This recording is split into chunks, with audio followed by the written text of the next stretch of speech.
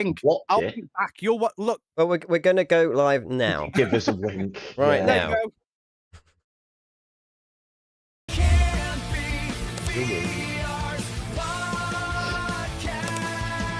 Hey there, watchers! Welcome to the Can't Be VRssed podcast. We've got Boys the Noobist and the Silver Tongue Devil, and then myself, Dark Ripper UK from the UWhip channel, and we're going to talk about some VR games. Hell yeah, brother! And the first one today Hello, everybody. is our topic. Let me get it all up. Hang on, what is the first one today? It is Clone Drone in the Hyperdome. Yes. Let's get that What up a there. fantastic little game that passed me by. But yeah, go on. I'm keen to hear what you guys think of it because I'm new. What the fuck? What's Clone going on Drone. with that picture? What is that? What is going on there? What's going on? Where? I don't know. I think I'm okay. What's he talking about? You look It's good. all right. I was just checking something. I do. Thank you. Thank you. I appreciate it. That was really sweet of you, actually. That's made my day. My whole day. Gamer men, look at that. You two have been upgraded. I know. I look as I already sexy was. as Ripper now. Look. I need to do this up here. I do need to do this up here. You see, because if I don't do this up here, I'm gonna. It's terrible. I look like the Doctor out of Back to the Future, except he's prettier than I am. Do you know what I mean? It's just damn, man. I did my live stream where I was playing guitar, and they went, dude, help your hair, just put it out of its misery.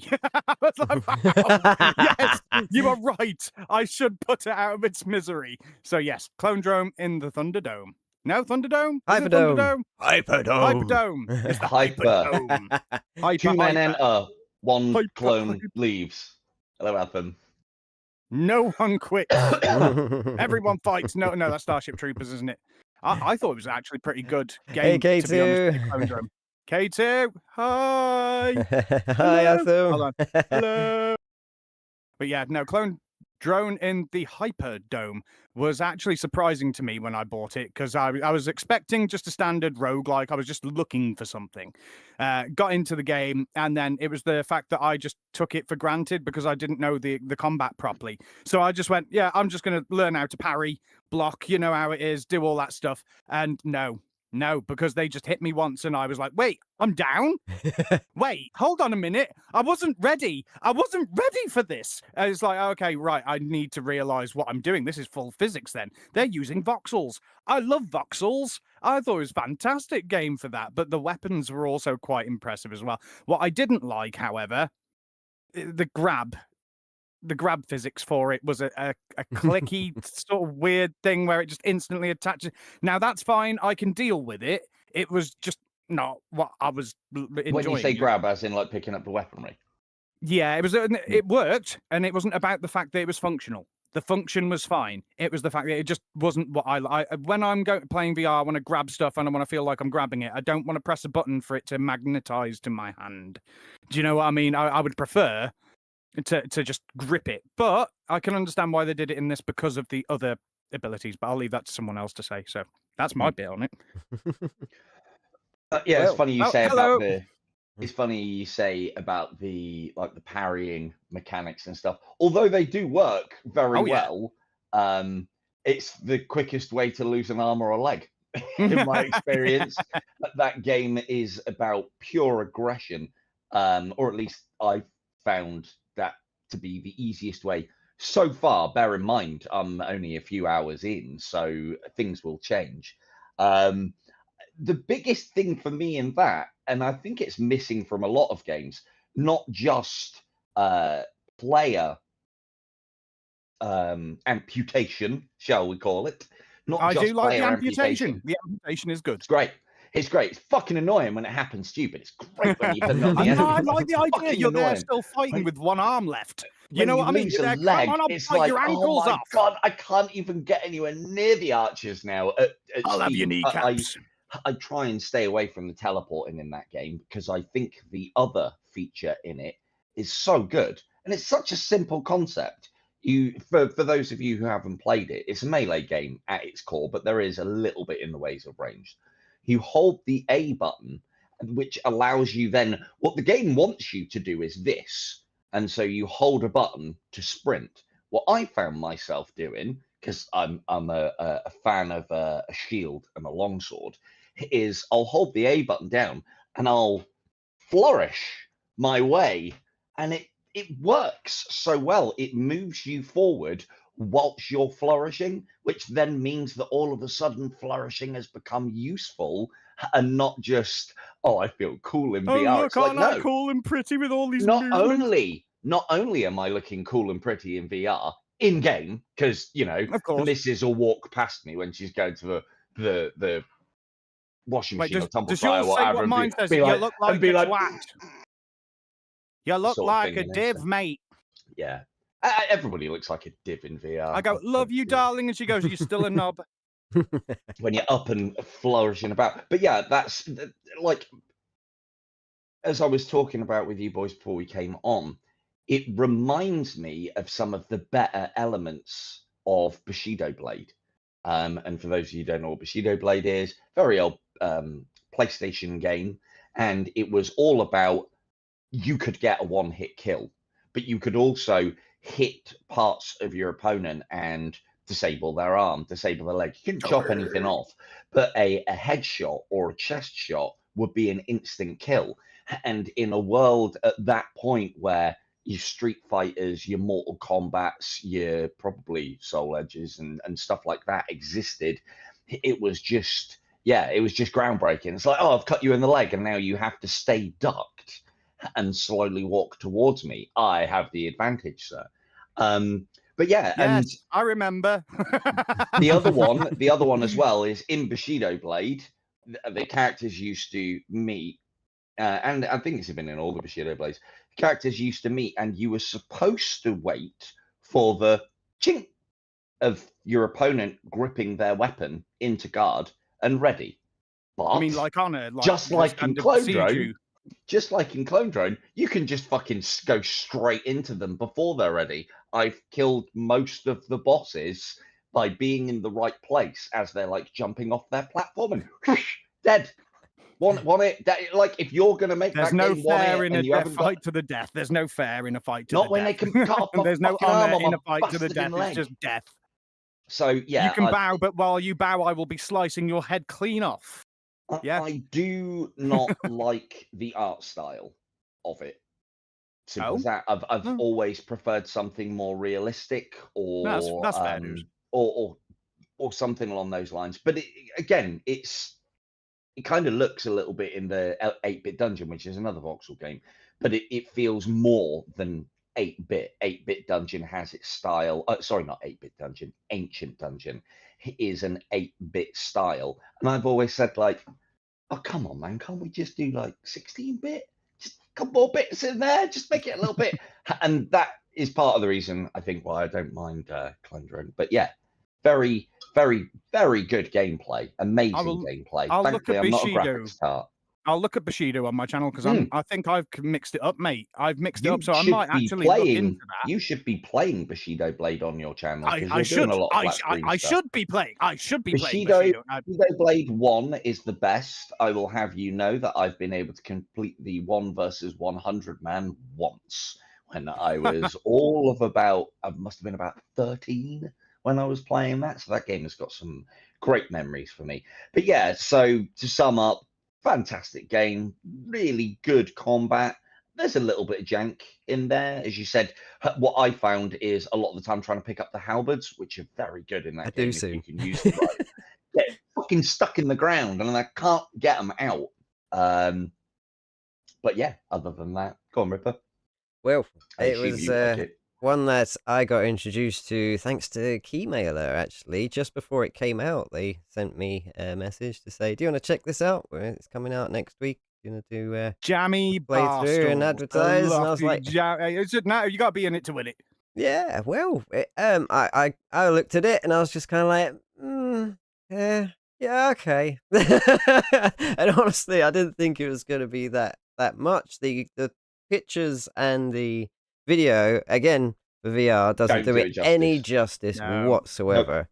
Nope. And then as soon as I jumped in, I was kind of like, oh, this is kind of fun. I'm just lacking a bit of gore. It's a bit pixely, and I don't normally go for these voxel type games, but this is fun. And then the more I got into it and the more different weapons I started using, because I like to try, I'm not very good with two-handed and long weapons. Being a seated player, I collide with stuff easily. So you keep getting the back of it in the floor, I get you. yep, that too. And then hold on. You could do this easily. A bit of a jousting match, really. You just forward charge. You know what I mean? You've got it. You got it. When you get your exosuit legs through, you're in for a completely different game. Right, 2026, and we still haven't got fucking exo legs. What the? They're in the nail. I've been told they're in the nail. Then I got like properly into it. And I got into the story, and it was just like there's no AI voices; it's voiced acted dialogue, which it's very was good. really good, well done and quite goofy, but still funny. Goofy, funny, but that sort of like brought me through it. It's kind of like it's great for kids, young adults, and adults. It's like it's got a whole mix in there that's great for all ages. When it comes to the script, I will say that. What actually interested me. Sorry, go on. I was just going to say, though, just to put in, because I completely forgot about it. I am the first person to be like, I don't fucking need story. If I want a story, I'll go read a book or go watch a film or something along those lines. And part of the reason being is because in a lot of games, it's the way that the story is fucking rammed down your throat. And it's like, dude, I'm here for gameplay. If I want story, I've got... I'll stick my hand up your ass and work you like a puppet. Well, yeah, exactly. That was what... Oh, yeah, sorry, I don't need to say it now. Boys has already put it out there. I've got like fucking old reruns of Coronation Street in EastEnders. If I want drama, if I want a story, I'll go there for it. In fucking stand outside where I live, mate. Well, yeah. I mean, to be honest with you, everyone's melting where I am at the moment, so no drama out here. Apart from, it's warm, we don't like it this warm. The way that the story's done, where everything kind of happens around you and you can interact with it if you want to or not, and the just vibe that the game brings up, like a bit goofy and quite serious in places, and like feels like what it's supposed to be, like kind of like a TV game show.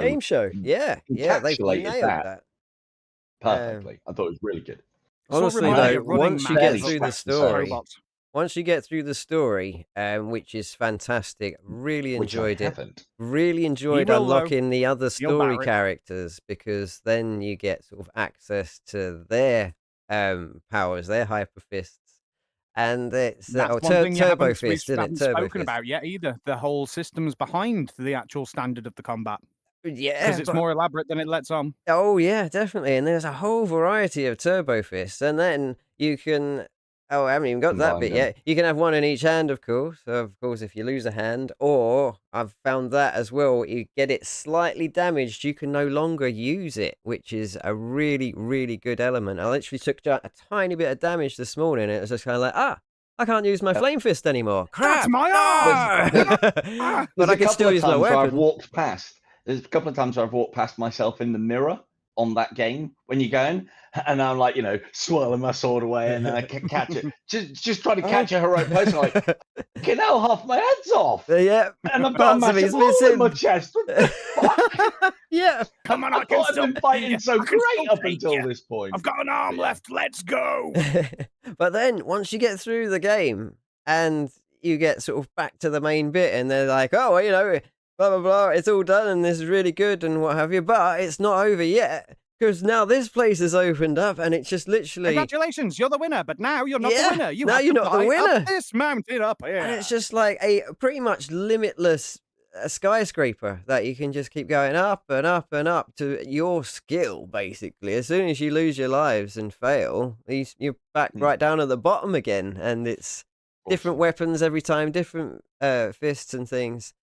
And then the other thing is, once you complete the game and you go back into, like, just do a run on the story mode, do a quick run in the loop, and you can combine the fists. You can combine the different turbo fists to make new powers, and it's just like, there's way more to this game than people even realize.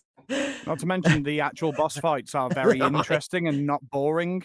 Because you can have games like this that, yeah, they seem good, but then you've got a boss fight comes up and it's basically the same regurgitated turd. But this one actually works with the mechanics of the game world itself. So, like, the bosses have multiple lives, like you will have multiple models, in fact, because you're using drones. Obviously, that's why it's called Clone Drone, and you have multiple of those. Therefore, the boss has multiple lives, as in multiple models that they can keep dropping until you've wiped them all out, and then you're done. You've done it. But that's I like that. And every boss has its own skill set, own style, own combat abilities, and weapons that also make them quite unique to fight against and give you a different challenge each time. It's one of those games that you, without noticing, you notice. You go in thinking, oh, it's just a melee thing, and then you start finding out more things and how things work, and you're like, oh well, now this is sexy. I like this. Hey, that's my arm again. Get off my arm. You know what I mean? Then you go back and... Now, that one thing that I wanted to sort of say and address, because you said there, Devil, that you found it very much a, go in and like ultimate carnage. The melee while it works and the deflecting and things. More... Go on, sorry, go on. Sorry, I was going to say where you said like trying to deflect and like defend against the weapons, you're likely to lose a bit of yourself or an arm or something. Whereas I found, because I'm a 2-weapon guy, I've either got 2 swords or I've got a dagger and a sword. I duel and I catch the blades, and you can literally maneuver them out the way and then get your other ones over. And like you'll be like, nope, got that, and take off their head, and it's just so good. But I do get, if you use just one, like a shielded weapon or just one weapon that's two-handed to block, that is likely to sort of slide, and then you lose like the top of your head as the weapons collide and slash. Yeah, basically, I played. You can chop your own head off. Well, theirs. He's talking about guiding. When so, you clash, like, you with don't the weapons. defend well enough that you then guide.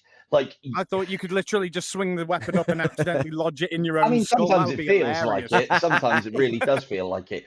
So no, what I mean is just because, like, I go quite hyperly aggressive within that, because I find the flourishing and the movement system really good, but I stay away from the teleport as much as possible. But I then find that the enemy's cues are good enough that, like, they'll either draw back, or you'll wait as you're moving in, you'll wait for them to do their swing, and then it's just a single tap to the neck and their heads off, or take their legs off. Or now, on that point, have you got the option in the options? Because I know there's a couple of options that you don't get on Meta, such as the third person mode. Do you get the weighted weapon mode where you've got to put heavy swings into it, because otherwise it doesn't do any damage if you just tap them and do that with the weapon? It doesn't do anything. I don't know. I assume that's on from the get-go.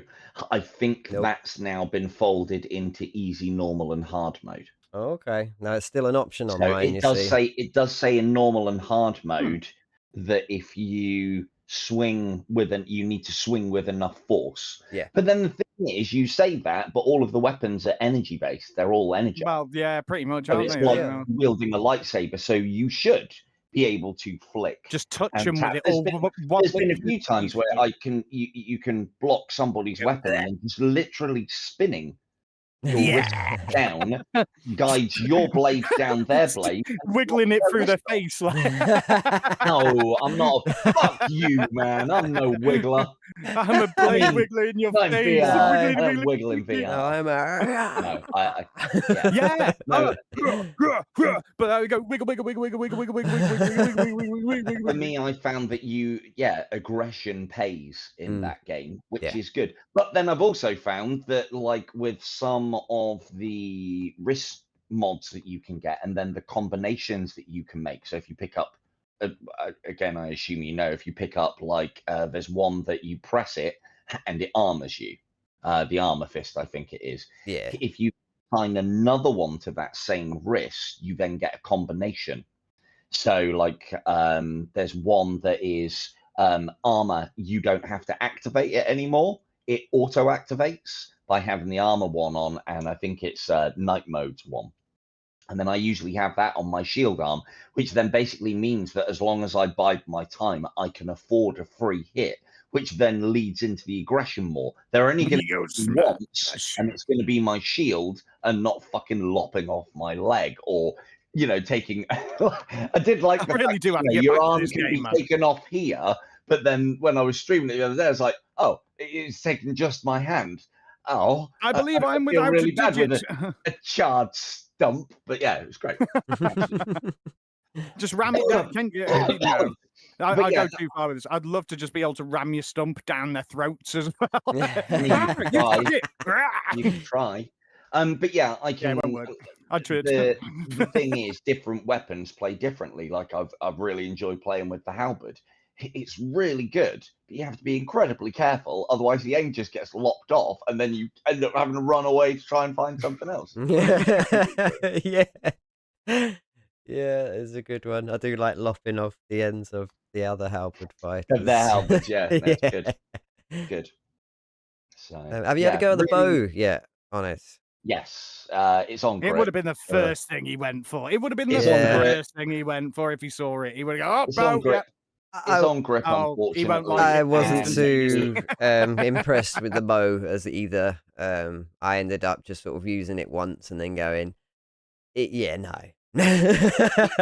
works. No, It signore, works. no lag, no lag. It's No lag. really good for taking out their feet. So that's what I was doing. I was, with a lot of them, if you fire it at the kill points, they'll deflect it with their sword, which does look really cool. And you can do the same as well, Yeah. which is incredibly risky when you haven't got a shield. Yes. Because, you know, and the way the arrows work, the heads are really broad. So they're easier to catch, but they're also, you know, you think you've got out of the way of it and it straight through the neck and your head's off. Hey! But yeah, the bow works. It doesn't lend itself well to that style of game, though. I'm quite confident I could do a run with a bow. Yeah, maybe a bolt rifle or maybe a crossbow or something.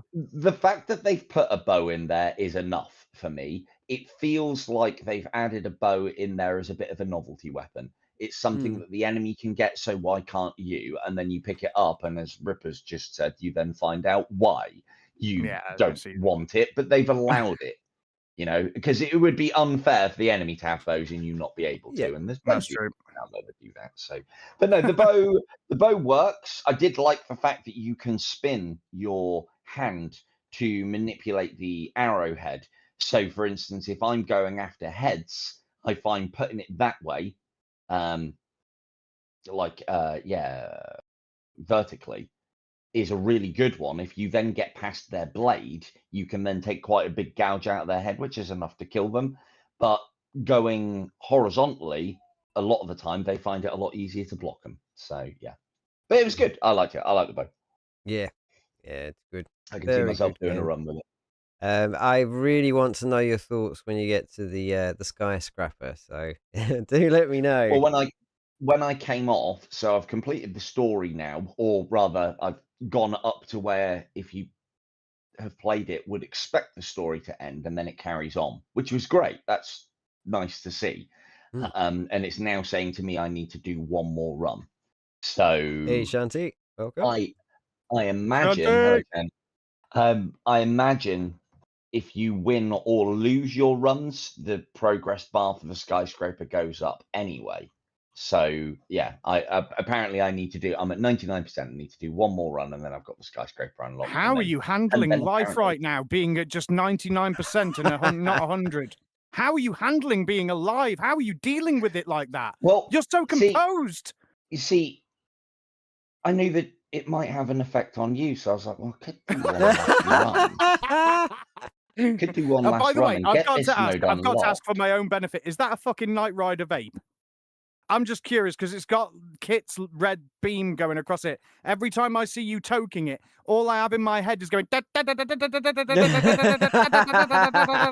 See, strange, isn't it? It is red, but it looks orange on the camera. See, I have by your command every time I Ah, say nice. Silence, man. just as a little as a little treat as well, I've set the same thing up on my Steam machine. Also, it also is Ed Cylon thing, which I thought was incredibly cool. So yeah, That would normally freak me I would out. turn I it think off, but like the it doesn't. GPU's on the blink.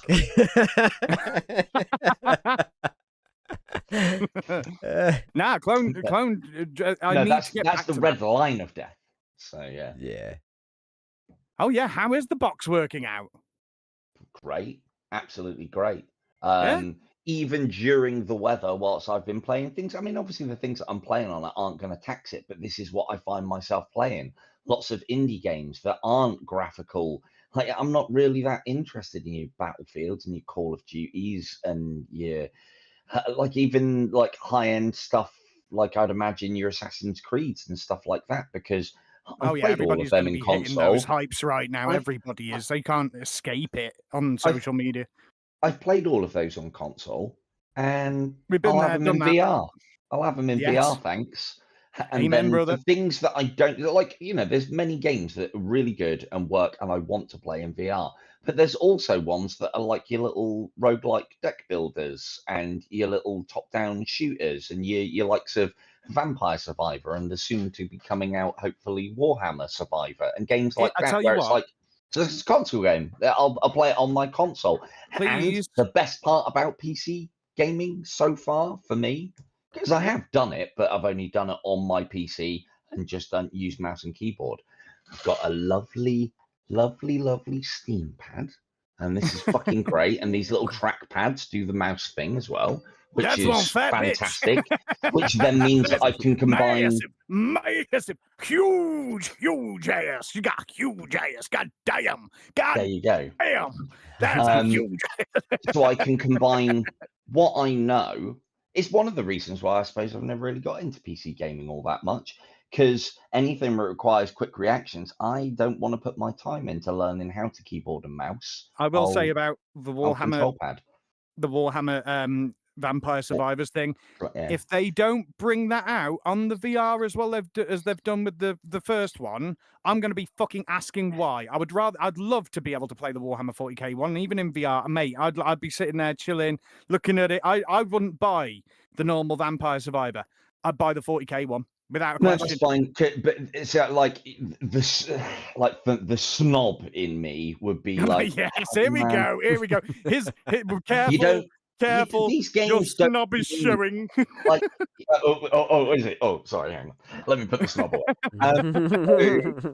For me, games like Vampire Survivor and other ones that I've played on flat screen, they don't need to be on VR because they're not really, VR no. games, I agree. and I don't want to encourage that.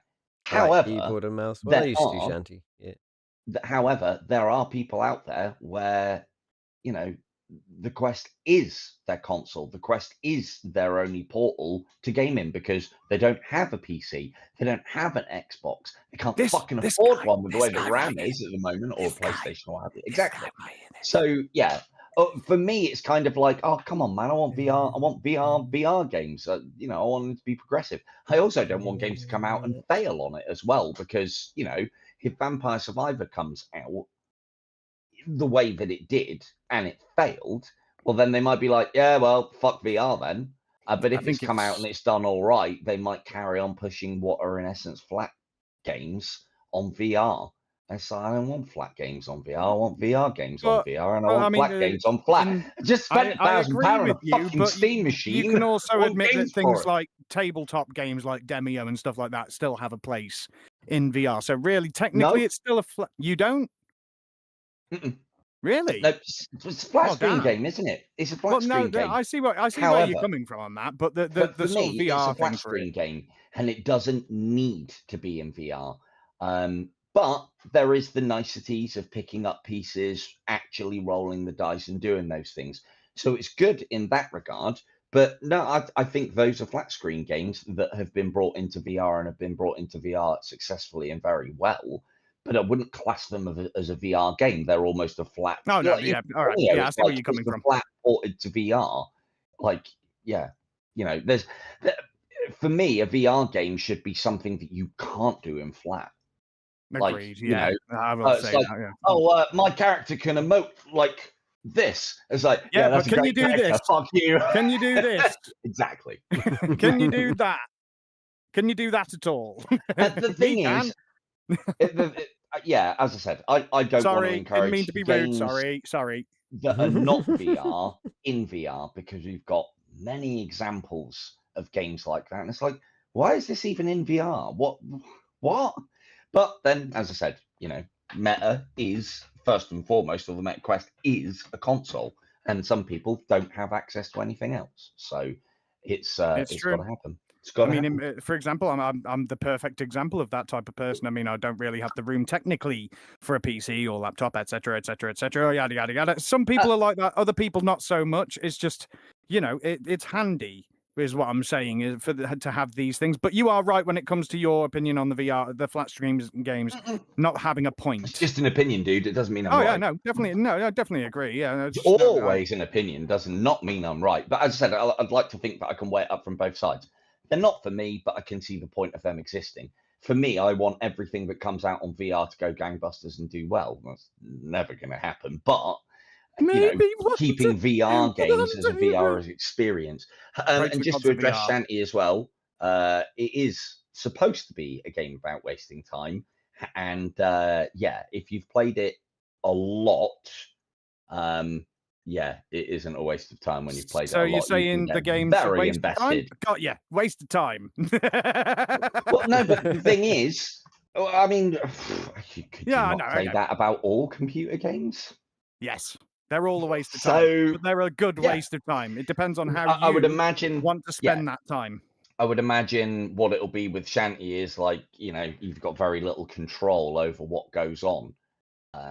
To an extent, yes, I would say you have very little control. But when you've played that game enough, it's as much to do. It isn't about being surrounded and there being hundreds and hundreds of enemies on a screen at the same time. It's about the management of that and the character when you've played it enough anyway. So, but I'm talking about stuff that I don't like the game.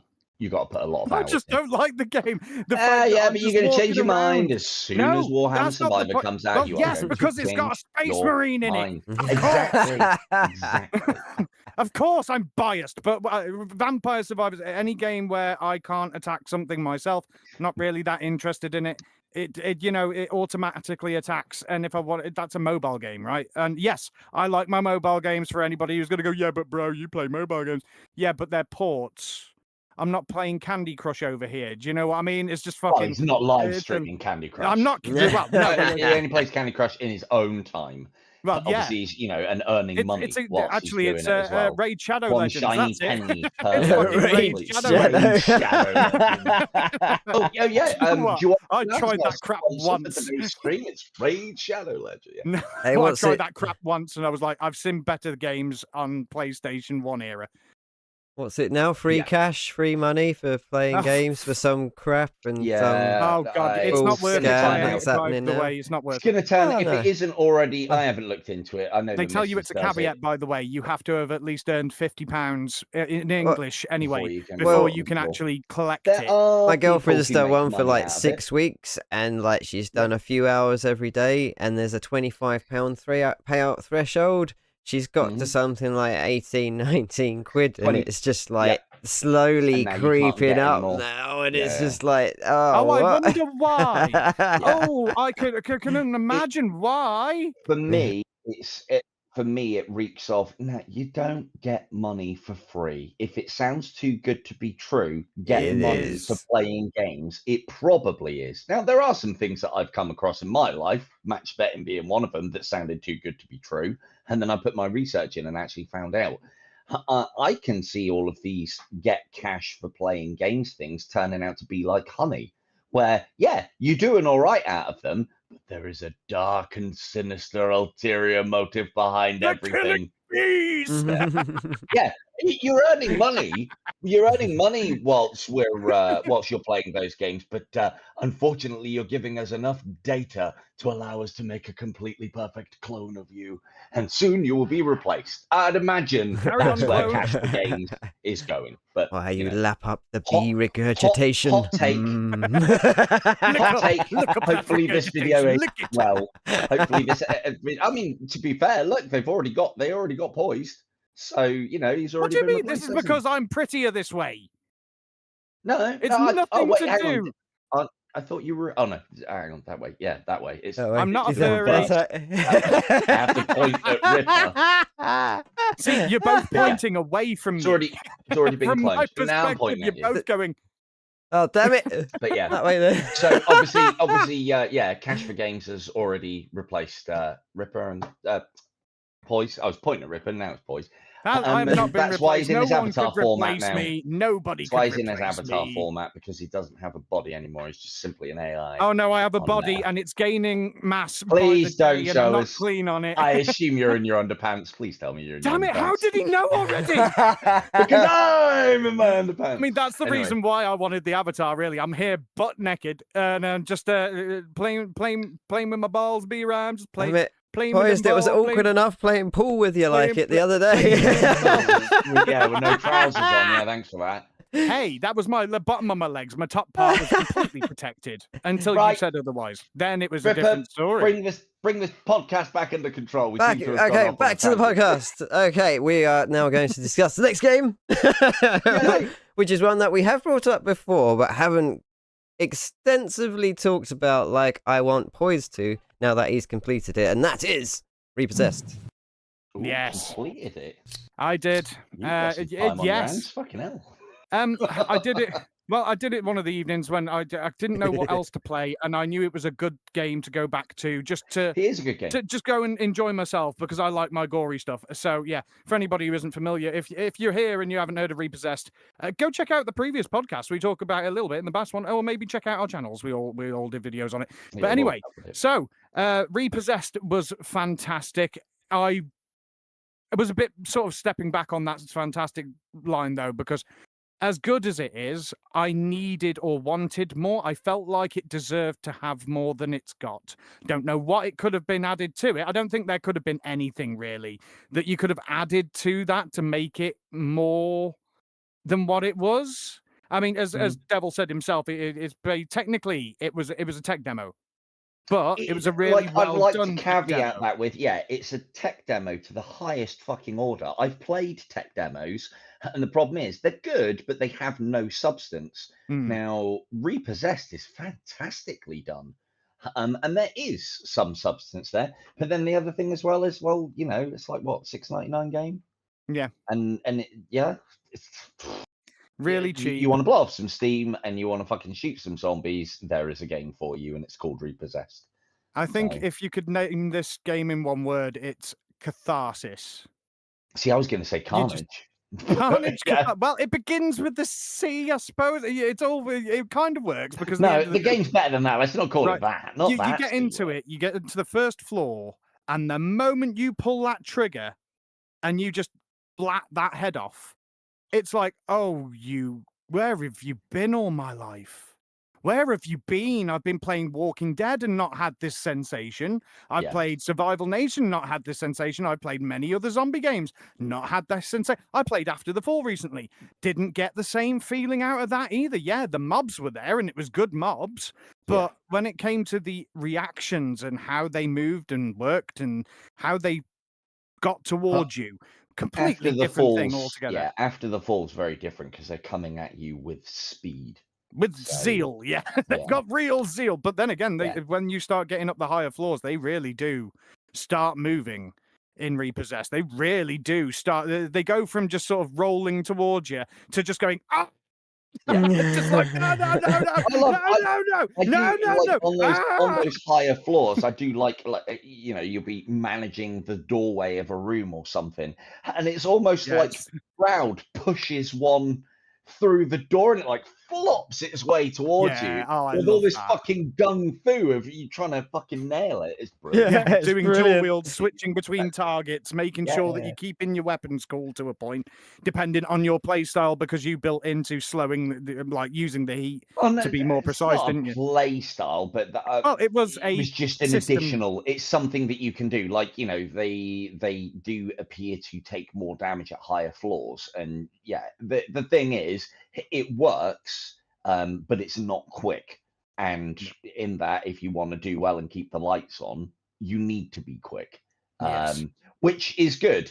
I think there should be more time pressure in that game than there is, because you do a handful of floors and you've got more time than you know what to do with. Difficulty levels. And then you can just... Yes. Say again. Difficulty levels. Yeah, so easy, medium, hard. So it changes the time differentiation. Yeah, tell me where the game goes actually. then, because it is a... Like, you know, I assume there's no difficulty settings. No, I thought... Is there even an end screen, or is there anything after the initial 31 You basically floors? get the credit roll. Try not to spoil it too much. I'm not going to say too much on that, but I'm going to just say that you get a credit roll, but because I saw something that was in it, and I found out later that this thing wasn't meant to be there, but for some reason it is. So when I first played the game, after not playing it for ages, when I loaded in, it kept saying normal in a sort of little 3D sort of section. Yeah, that was floating in front of my face. I'm sure I've seen. So you've seen it too, right? Yeah. I brought it up to the dev, and I was like, "So yeah, the difficulty setting." And he goes, "Oh wait, where did you see this?" I was like, "Oh, he's asking me where I saw. Why is the dev asking me?" I've seen that flash up, like loading up and in before. Saw it. I mean, what does that mean, that there isn't any more than not? But apparently, I mean, I didn't see any options afterwards. There was nothing in the screen downstairs in the lobby afterwards. I don't know. It's unfortunate, but you know, for the price that you got, I mean, I can't say that the experience wasn't fun, and I can't say it wasn't worth the content. It's definitely. It's as someone who likes showing off VR. Like I've got a friend over from Australia, and a lot of my lads are all getting back together for like a day of it. And lads are getting back together. Fair play. Yeah. This mate of ours we haven't seen for like 7 years, and he's a copper in Oz. I'm saying no more. I joke that it's his Mad Max arcs, and like, you know, post-apocalyptic over there. He's going over there as a copper. He's going to end up as the fucking British Mad Max in Oz. But anyway, so yeah. Now he's heading to the Thunderdome. Games like it and Hyperbullet are the ones. Like Hyperbullet I'd show to ones that used to like the gun games in the arcades. Repossessed is something that, you know, if you're a bit of a gamer and you know, probably have a little bit of resistance to VR, or you find VR reasonably comfortable, Repossessed is a great one to show somebody, because that for me is like fuck. You know, it's like fucking constant assault on the senses. Yeah. I know there's some people that don't like that. They'll then take the headset off and be like, oh my fucking God, I'm never going back to VR again. We don't want to lose them. Well, that's sort of what this reminds me of. It reminds me of something. You go to a center in somewhere in America, and they'd have a VR set where you could take turns and pay a tenner or whatever money, and then have this experience until you die. Then they move on to someone else. Do you know what I mean? That's what this game sort of felt like. But yeah, it's like I've seen something similar advertised where they had rats swarm into a load of people in a room, or they had zombies and that. They even did one with Space Marine, actually, where they had everyone in a room, and it was again. I'm fucked off with. Sorry, I'm angry with that for the sure reason that I wanted that on VR, man. I wanted a Space Marine game. I know. It's a commercial product, and the annoying thing is, like, I've been to a few VR arcades now, and I'm always like, when I walk past them, I'm like, I should probably be running one of those, shouldn't I? Because I'm enthusiastic about VR. I like showing it off to people. What a great business. But everyone that I've been down to in my area, it's like, cool, so what's your VR setup then? Oh, yeah, well, we've got this Meta Quest 2 connected up to a PC, and you can play the game. Oh, we've got a massive selection of games. I'm looking at the games like, got. No interest, got. Where's Space Marine? well, you need to have a commercial, this and that, and you need to have a lot, and you need to have the backpack piece. And I was like, so you're showing people VR of what they can already do at home. Yeah. Why are you here? And Yeah. and I've had various It just says responses to disappointing. that. But yeah, as for But yeah. Repossessed, it's a wonderful game for the people who like that sort of carnage. If you expect a zombie game and you wanted something that was just easy to play, easy to master, but can also trip you up quite a bit, because there's times I've wanted to go against the time, get a floor done, and saw that Quick, I've got and it about gets killed every time. 500 odd zombies in one floor, and I've gone, I can do this, and then I get into a wrong corner, or I didn't look behind me fast enough, and just one bite. Or you're managing one end and one sneaks up the corridor. Yeah. I love them, and the way they do it as well. If you're, like, the amount of times that I've looked to my right and it's like, oh, he's all the way down the other end of the corridor. And he's already wander around there. licking and then your the next time you're like, you can't let off on the shooting, and then the next time you look, he's halfway up the corridor, and he's kind of scratching along the wall and then looking into the wall. It's like, when they do that thing where they just go, ah. Yeah, it's like, I'm not coming up this corridor after you. No, what are you talking about? I'm just having a bit of a wander. What's this on the wall? And it's almost like they're trying to nonchalantly make it out like they're not coming for you. And then, the next minute, they're fucking feasting on your balls. So, yeah, that was my experience of it, and it was great. Really good. But yeah, the one thing that I would have said is there's the possibility, and this goes back to, and again, we taught, or I have definitely coined the phrase of tech demo, but I've played some shit tech demos and some really good ones and some overpriced ones as well. This one is of the top of those, I think, which I think is reasonably high praise, and the price is right for what it is. But ultimately, and it's been out for a while now, and this dev hasn't done anything else. And it's almost like, well, is that because he added height adjustment for me? That was fantastic. Good praise for that. Like, who cares about you?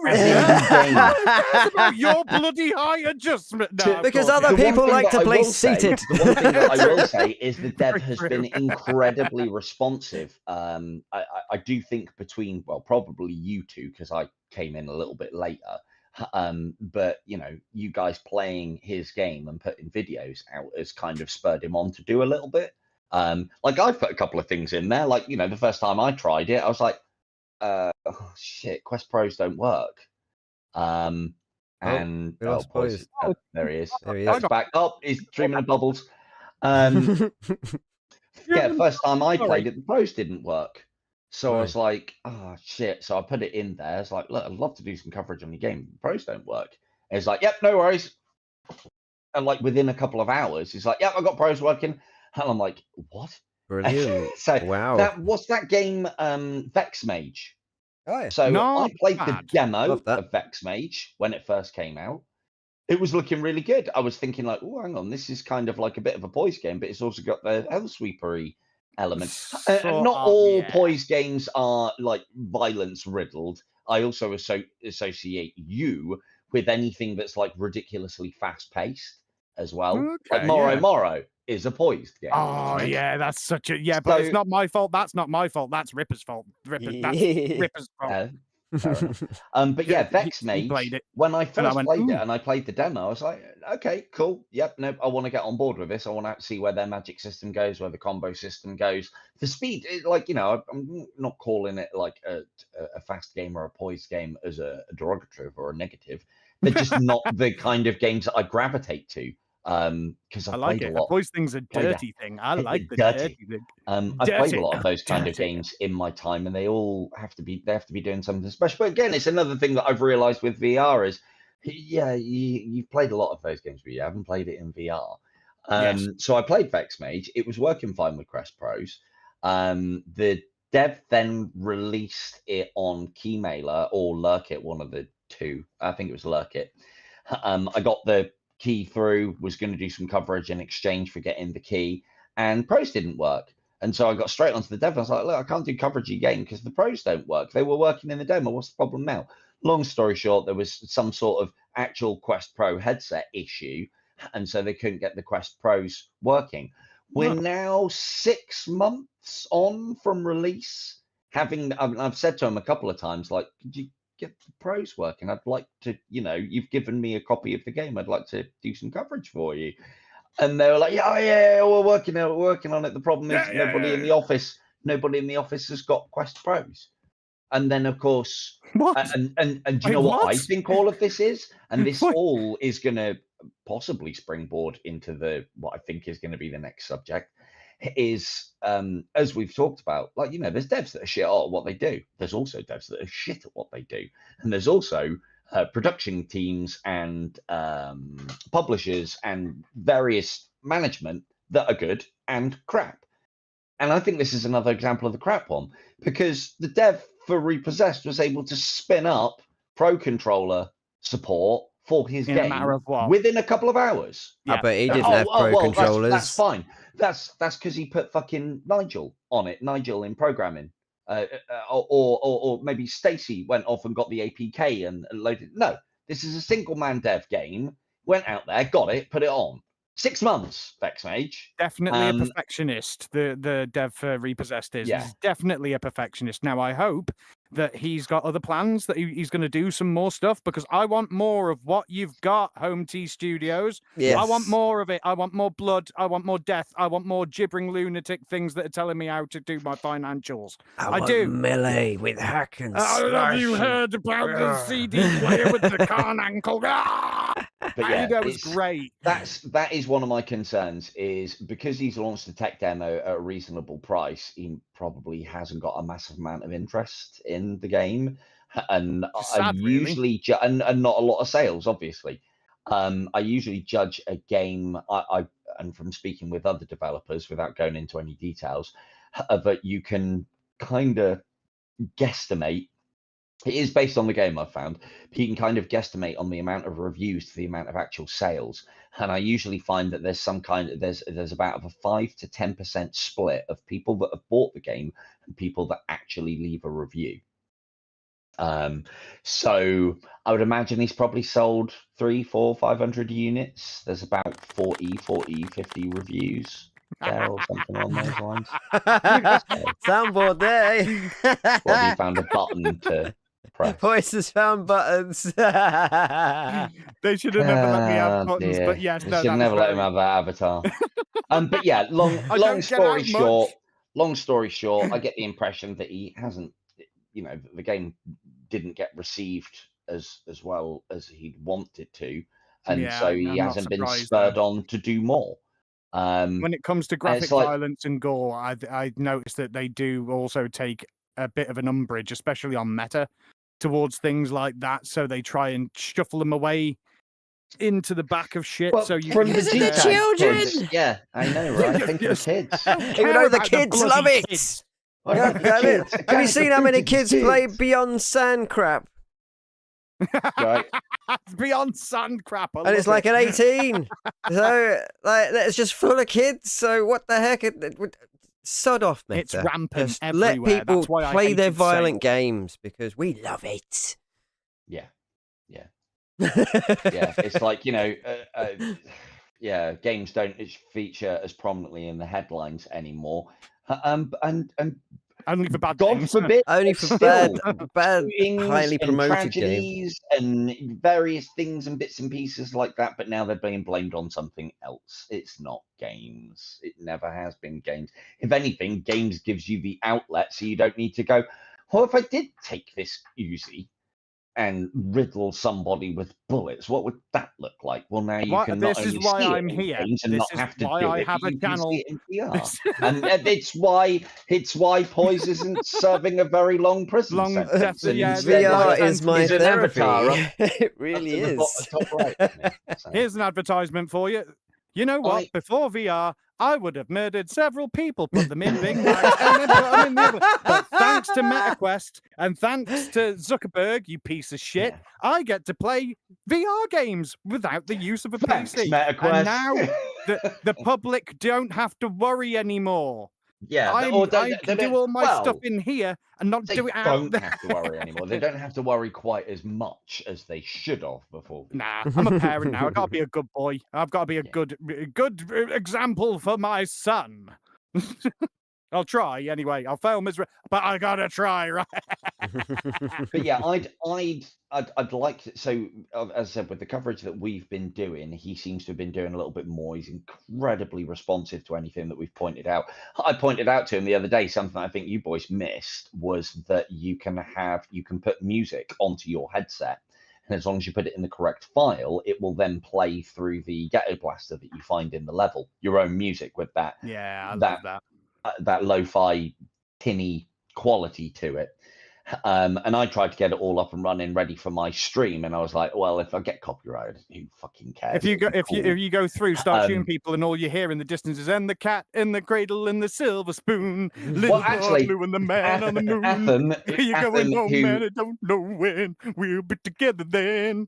Atham, who is one of my lot, from games that I play and Discord and play games with him and whatnot, does quite a lot of making music and using AI to do it and whatnot. And he did me a Silver Tongue Devil, the Pirate King of Nassau thing as a shanty. And so, of course, I had that loaded up, and I was hoping that as I was shooting, you'd hear that in the background. Fantastic song. Well done, Atham. Well done. Yeah, you got to mention that. Well done. But I put it all on there, and it didn't work. Now, the instructions did specifically say for Quest 3. So I thought, well, I'll follow for Quest 2, I'll follow the Quest 2 instructions and see what happens. But I understand that Quest 2 and Quest 3 architecture might be just different enough that it won't work, even if everything's the same. And the dev, I was chatting to the dev, and I basically said, like, oh yeah, it was a shame that I couldn't get the music side of things working. I followed all the instructions, put everything in the right files, and just wouldn't happen it. You even have to put MP3s in there. So of course I had to then convert everything that I had to MP3s to put it on there. So I had waiting on royalties. It didn't work. So, and I heard you, Kim, by the way. Hey, I said to him, he can have every penny that I make from the live stream that I've played him. So I'm into him for probably about 97 pence at the moment. So, I have done six 3-hour live streams with his music being featured in 2 of them. So you can have all of them. Or 50p. Well, it's up to we're up a little bit now. It's up to 97. I would imagine 97 pence. Good, man. We're under the pound. But unfortunately, Atham, what you failed to realise, you should have read the contract clauses in that your payout is at £25, and I'm not going to live stream the song.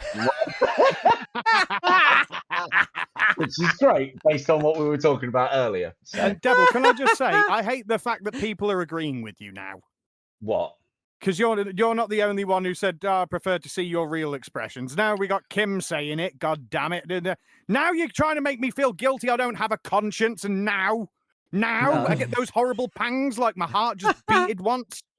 Horrible. At the end of the day, mate, you do what is easiest for you. I've told you my... Do you know what? The thing is, unfortunately, every podcast has one. So, well, the thing is that this was an experiment. This is an experiment for me, because tomorrow I'm doing my chat and a riff every Wednesday now in the morning. So, and that's me showing me. I have to, because I'm playing a damn guitar and talking bollocks. So, this is just an experiment to see if it actually suited or not. Yeah, it's a failed experiment, folks. But it's not failed. Why is it not failed? It's comfortable for you to do, and you're happy with doing it that way. I've told you I think he's pretty. Doesn't he look pretty, guys? I've told you I don't like it because, yeah. No, I agree. I agree with your opinion on that. I was thinking about the why I don't like it. Reminds me of Meta Horizon. Because I'm a they, them, do, I've had Meta Horizon thrust in my face now for the last year. and I don't need a Agree. fucking avatar telling me all about it. That might genuinely be why I've got such a an aversion to it. Devil, an it's aversion okay. to I'm not Horizon, dude. I'm not Horizon. It's well, okay. you are. You I'm look not, like though. the Horizon. Two I'm one of podcasters you. and the Meta Man. I am the Meta Man. Spreading the Zuckerberg of justice.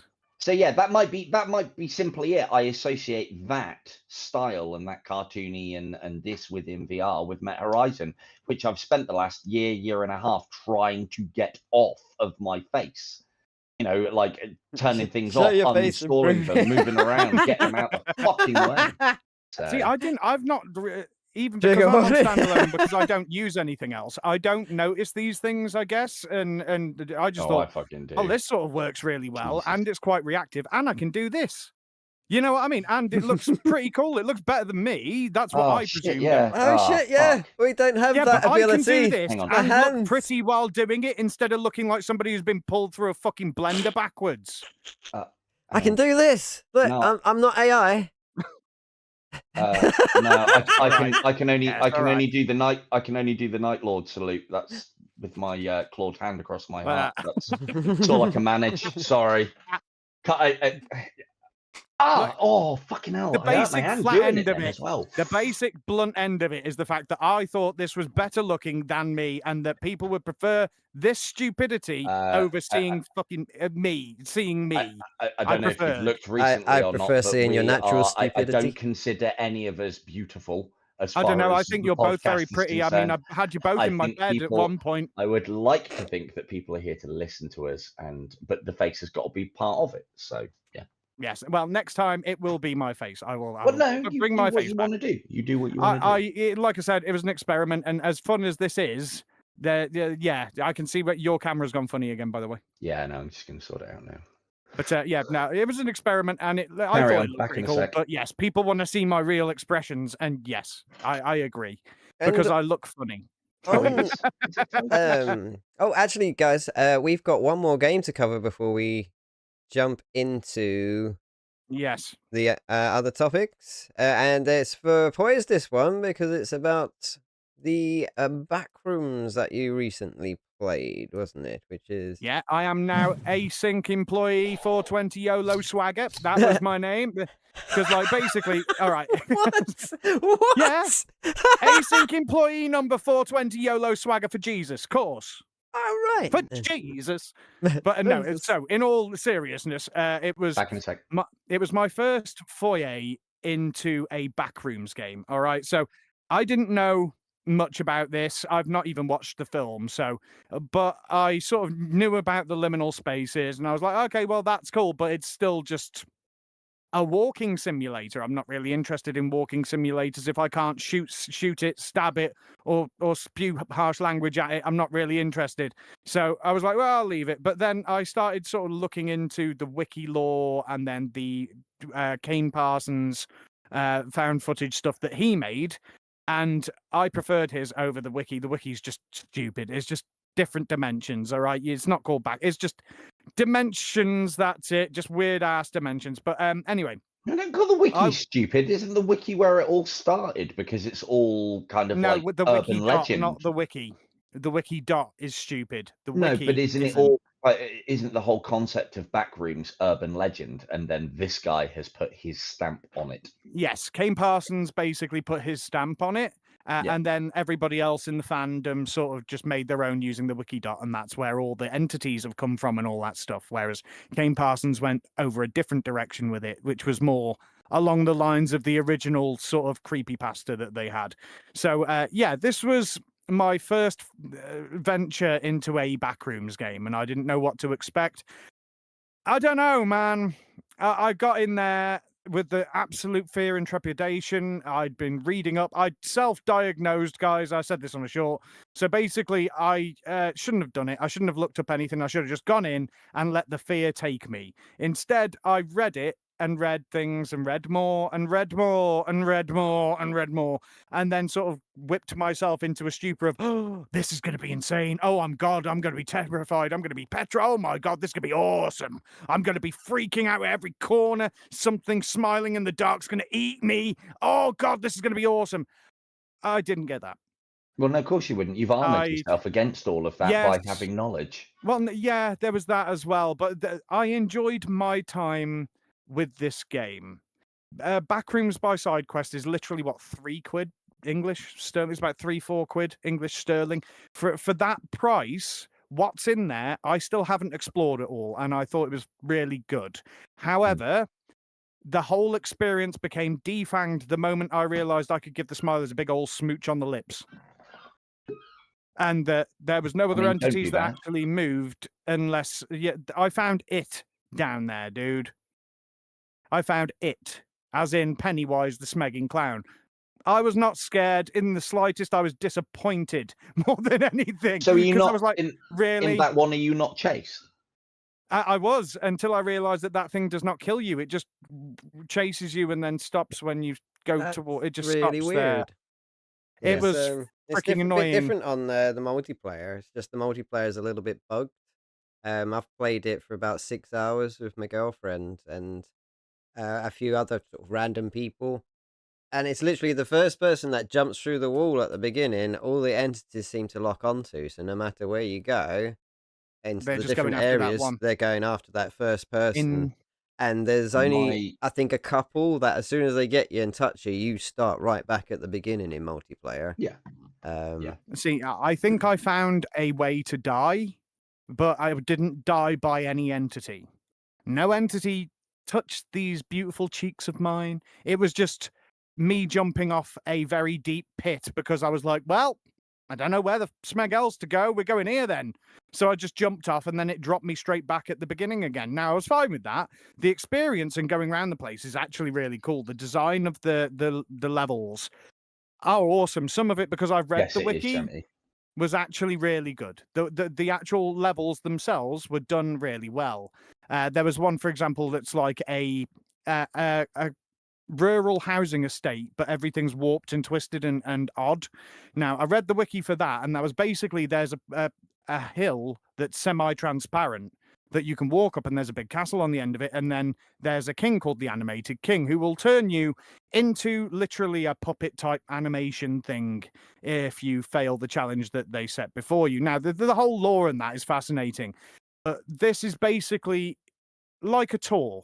It's like a tour of, hey, have you ever wondered what it was like to be in this level with none of the downsides? Well, welcome in.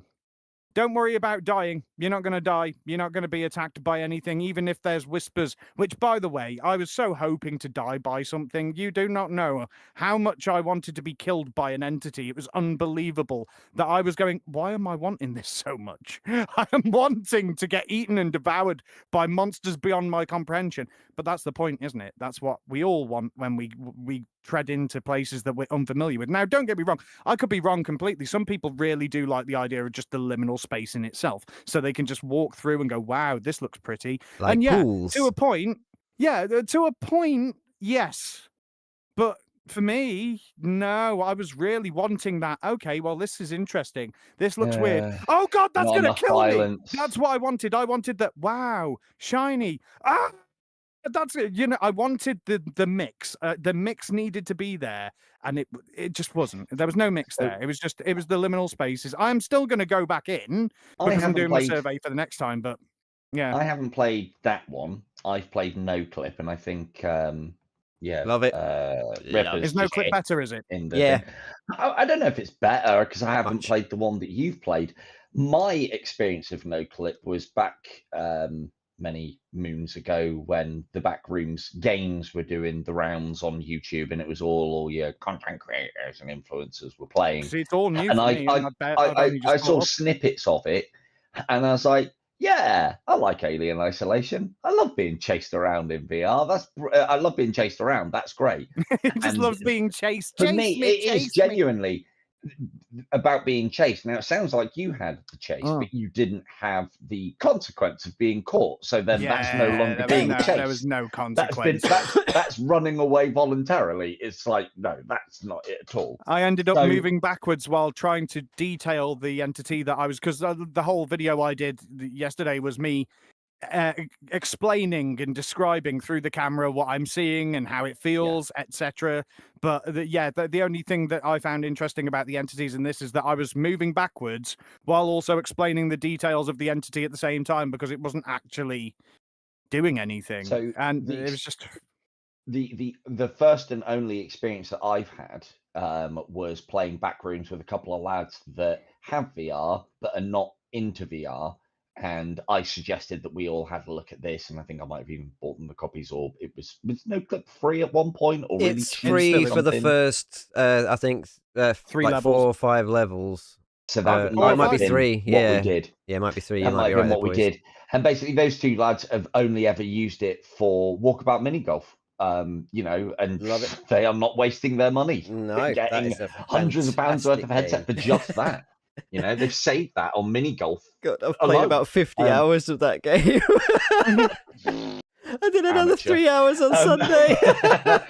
So yeah, so that's all they've played. And our experience of it is, so we all loaded in and we all found each other. And when we were all just standing around gassing, talking about how we were in fucking big yellow suits and what the fuck is this place and do we know where we're supposed to be going or what we're doing, we then hear a screech and some fucking massive stick man thing comes around the corner. We then fucking bomb burst in 3 separate directions to get away from it, and then realize that it's proximity chat and no one, by the time we've got far enough away from each other, no one can hear. So we're all then creeping around the and level. You run with no your way arms.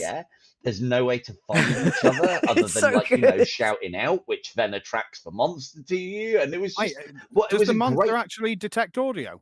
Yeah, it does in No Clip. Yeah, does in No Clip, so mate. The faster you move your arms is the faster you run as well. And I can move my arms really fast. So literally everybody I've played with so fast, and the monster comes, I am gone.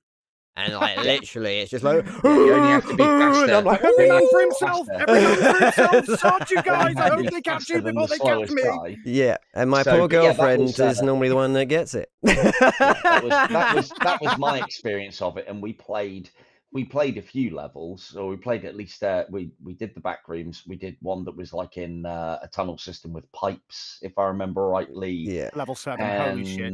I think the happy birthday one. There's a happy birthday one as well. Oh, no, yeah, I think we got that far. Yeah, I think we got that far where we were hiding underneath the tables. With, what's his name? His name? I think it's Johnny or something like that. His name is the monster with the balloon. But then that's where you might have gone wrong. Like the same reason that I don't watch fucking trailers for films anymore, because you armor yourself for things. You spoil for yourself. So hello, Neon. But yeah, so yeah, No Clip was a great experience. Having said that, the friends of mine didn't want to play it afterwards. One of them felt incredibly nauseous. And the other the VR itself. Really, he's not into moving around in VR. But you know, we were all screaming like little girls, and it was good. Always a dummy these days, is that when it came to the backroom sort of mentality of how to play this now, I've noticed I'm not sure what fancy drink in was a drinking, multiplayer sort of theme.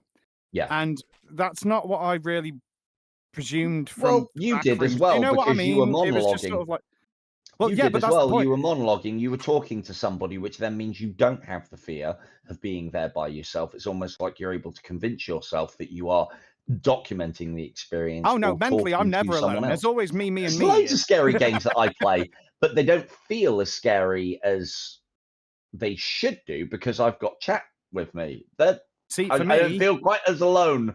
I didn't look at my chat yesterday. I didn't look at my chat at all until later. No, but they're still there and you're still talking to them. You wouldn't be doing. In my head, I was just recording for async. Yes, but my point is, you're not. There's a level of calming and familiarity when you are talking. I know all about this. strangely enough. But there's that level of calming and familiarity where you are talking, be it monologuing or talking. Like if you were playing that game and you weren't recording it and you were just playing it by yourself, it would be quieter because of it, and you may have a different experience again. So, oh no, I talk to myself outside of recording as well. I mean, I'd be lying. Everything. I'd be lying if I said I didn't. And talk to the heads that I collected in my bus and just let them kiss each other and talk and everything. I have issues. That's why I'm in VR and not in society. Really calm all the time. Thanks. Thanks, Jen. Shanty. I love you, Ken. Oh, I love you, Bobby. That's real calm all the time. Yeah, Shanty, yeah. But yeah, so as I said, my point is, because you've got the drone of your voice going out there. Like the way that I play, well, yeah, because that's what it is, isn't it? You know, you're talking, but you're not listening to yourself. You're vocalizing your thoughts. Just letting it out. Cosmodread is awesome, a fucking terrifying game. Not played it. I don't like playing that game by myself. Although I found a different experience playing it with chat. I could play it a little bit differently. It's still terrifying, and as somebody who live streams, and I do put it on a little bit, but not much more than what I am or what I'm feeling or whatnot. And then that game is another level of terrifying when you're playing it by yourself. And I'm all for that. I'm all for that. Like I see games like the multiplayer of Backrooms, and it takes me back to what I wanted from a multiplayer of Alien Isolation. I think a multiplayer of Alien Isolation would be amazing. The alien is after you. There are 4 of you, but there's only one exit. There's only one escape pod. There's only one point or something along those lines. Be poised to get eaten by the monster while you two fucking hide. I get you. I see where this is going. I see it. I know. A game like that for me, like, what are you not supposed to do in Alien Isolation? You're not supposed to move fast, but the game has just become a race. So all of a sudden you have to. And like, I don't know, I just envisaged little scenarios like, you know, we've all run into the same room and we're all hiding in a locker. And, you and the aliens just which get into locker the door. is it? Which locker is it? Guys, stop touching me! I would slowly open my locker, throw a noisemaker at your locker, and then slowly close my locker. Hey, they're over there! Your lunch is in the 3rd locker over. Exactly. And then as they're feasting on you guys, I'll exit stage right. But again, yeah, it's all about the, being chased and not a lot that you can do about it. That's what Backrooms is for me, whether that's what it's supposed to be or not. That's what I wanted. Unfortunately, Backrooms by Sidequest is, in fact, just a liminal space tour. With a couple of little jump scares in it. Which is fine, but I think I projected more onto the game. And that's the reason why I wanted to bring it up here, because there's sometimes where you can convince yourself something's more than it is until you fully try it. And then you just go, oh, well, okay, well, it's not bad, I guess. So that's why I wanted to bring it up, because it's not good. It's not bad. It's just meh. And sometimes meh is okay. And usually I don't speak about meh. It's either bloodshed or sleepy time, boys, sleepy time. And, I don't have these sort of games usually. But yeah, this is definitely an experience that I was glad I'd paid for, regardless. If you're looking for a Backrooms experience, definitely no clip or something else on PC VR or whatever. But yeah, I'd say Backrooms by Sidequest is good if you want the liminal space with a couple of little kiddie-fied jump scares. It's definitely more of a kid's version, I think, because they got Thomas the Smegging Tank Engine on one of the areas, and I wish I was joking.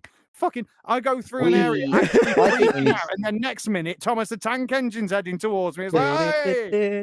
It sounded like the 3 of us need to play No Clip together, because we've both got that. We're actually this weekend, didn't we? This weekend, my girlfriend Caddy's been dying to play it, and she really wants to play it with Poised. And I think she's hoping that someone might actually be slower than her this time, but I don't think it's going to happen. Is that why she wants me to play it? Yeah. No, I don't know. I think she just wants to see your reaction, Poised, to something actually chasing you. I will try and kiss it or fight it, one of the 2. Well, we watched a bit of your Backrooms by Sidequest live thing. I joined your stream, and she watched a little bit, and then she was like, "Has he not played no clip, and I'm like, well, Was it a I translation don't of know. why is he playing this garbage when he's not played no clip? I And don't then, get it. Why? like, as soon as like we sort of started talking about it, she was just like, oh, I'm gonna have like my Quest 3 and everything like by then, so I want to see what it's like. Because she's played no clip loads. I mean, she's even played it by herself I've just not. for a bit of fun.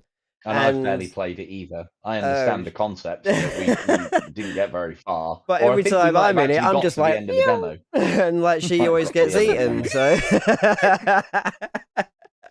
So, so with more Yeah, people, well, it'll be a right laugh, I reckon. If we, I'd say we do that as the VR club game, but I mean we've kind of done Backrooms now, so Well, no, this is we'll do Backrooms something by else as Sidequest, the which is basically just a we could liminal do thing, more though. Backrooms games because I've played about 6 on the PC that are absolute rubbish, and I've refunded them all. So we can talk about them if you like, and how bad they are for VR. Poor No, that's actually PC quite sad, VR. really, because there's some We've that are only actually got 2. really good, though, Got and it's a shame Nuclear they and the one haven't that he's ported got. them over There's to probably more now. VR.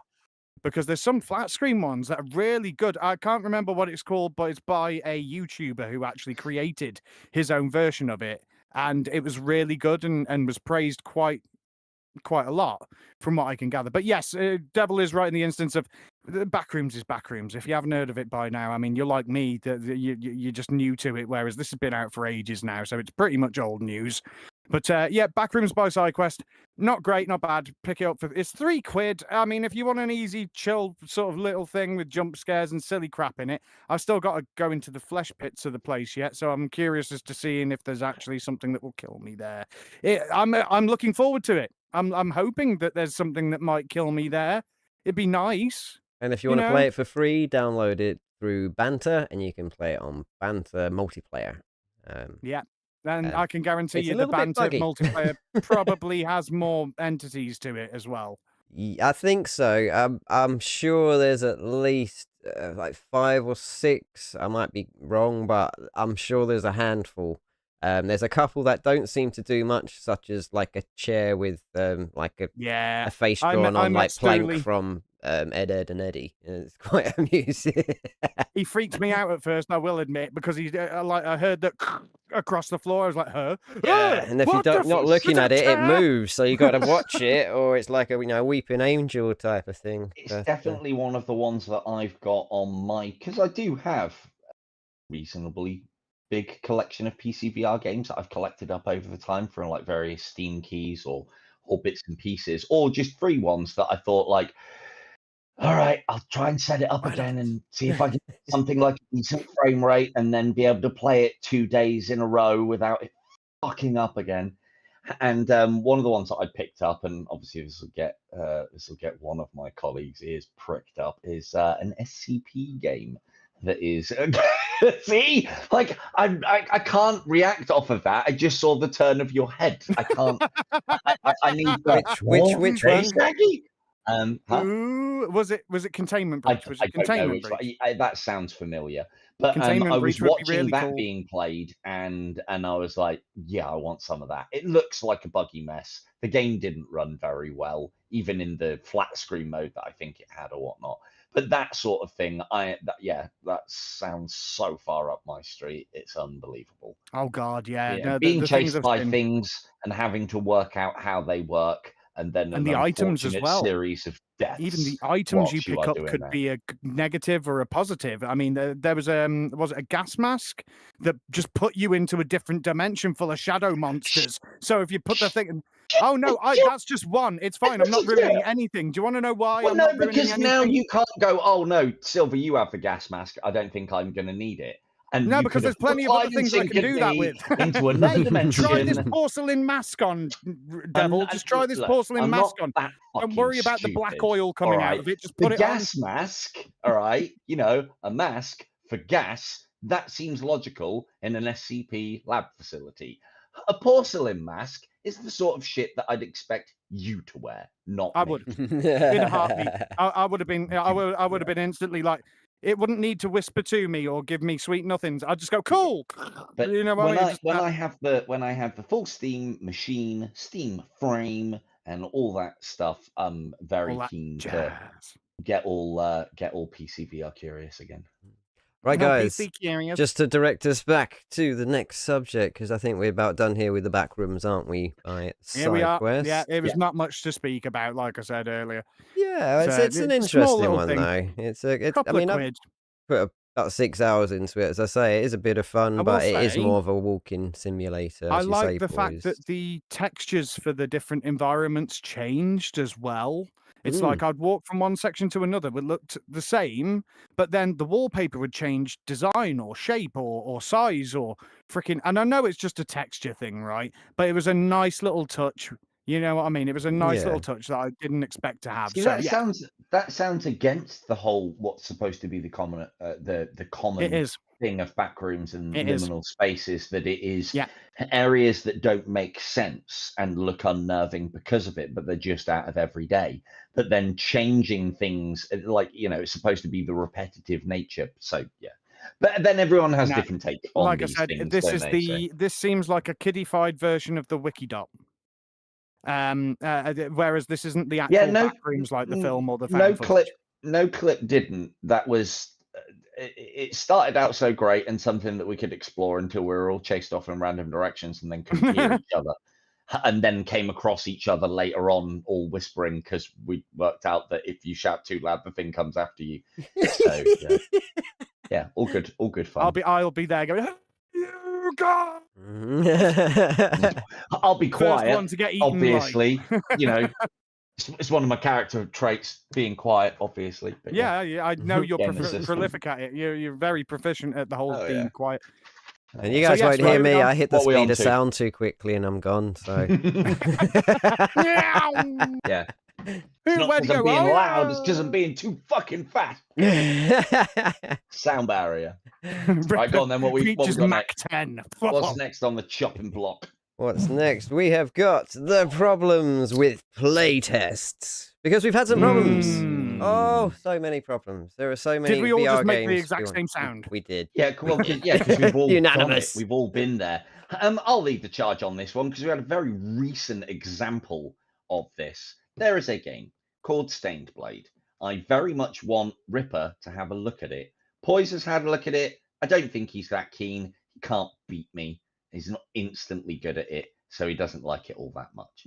It's not because I'm not. I was wondering how long I could keep that going before he actually spouted out. Instantly good at it. I don't know, man. It's a good game, and you don't seem to want to play it. It is. With me. Did you know what? I did say it's got it was a lot a good better game as well. Actually, I did say it was a good game. It just they've made. I'm some not changes used to it. which I guess me and a couple of the others that have played it weren't that. Well, I wasn't that keen on. And everyone else, but I went into it with like, hang on, are they listening to the vocal minority? And and oh yeah, wouldn't dismemberment and decapitations be great in a game like that? And I was kind of like, no, I like the precision of the combat in that. Anyway, by the by, Stained Blade, great game. If you see it on an early access or whatnot, get in there if you fucking can. And that's part of the problem with all of this. So not only now are we as just fucking standard plebs expected to beta test games for developers for free, we're now being confined to 2 hour, 1 day, maybe a weekend slot. And it's like, do you want me to fucking beta test your game for free or not? Pretty much. The argument that I imagine that would be thrown out is, oh, well, with multiplayer and having to do betas and such like that, they have to pay for the times that the servers are up.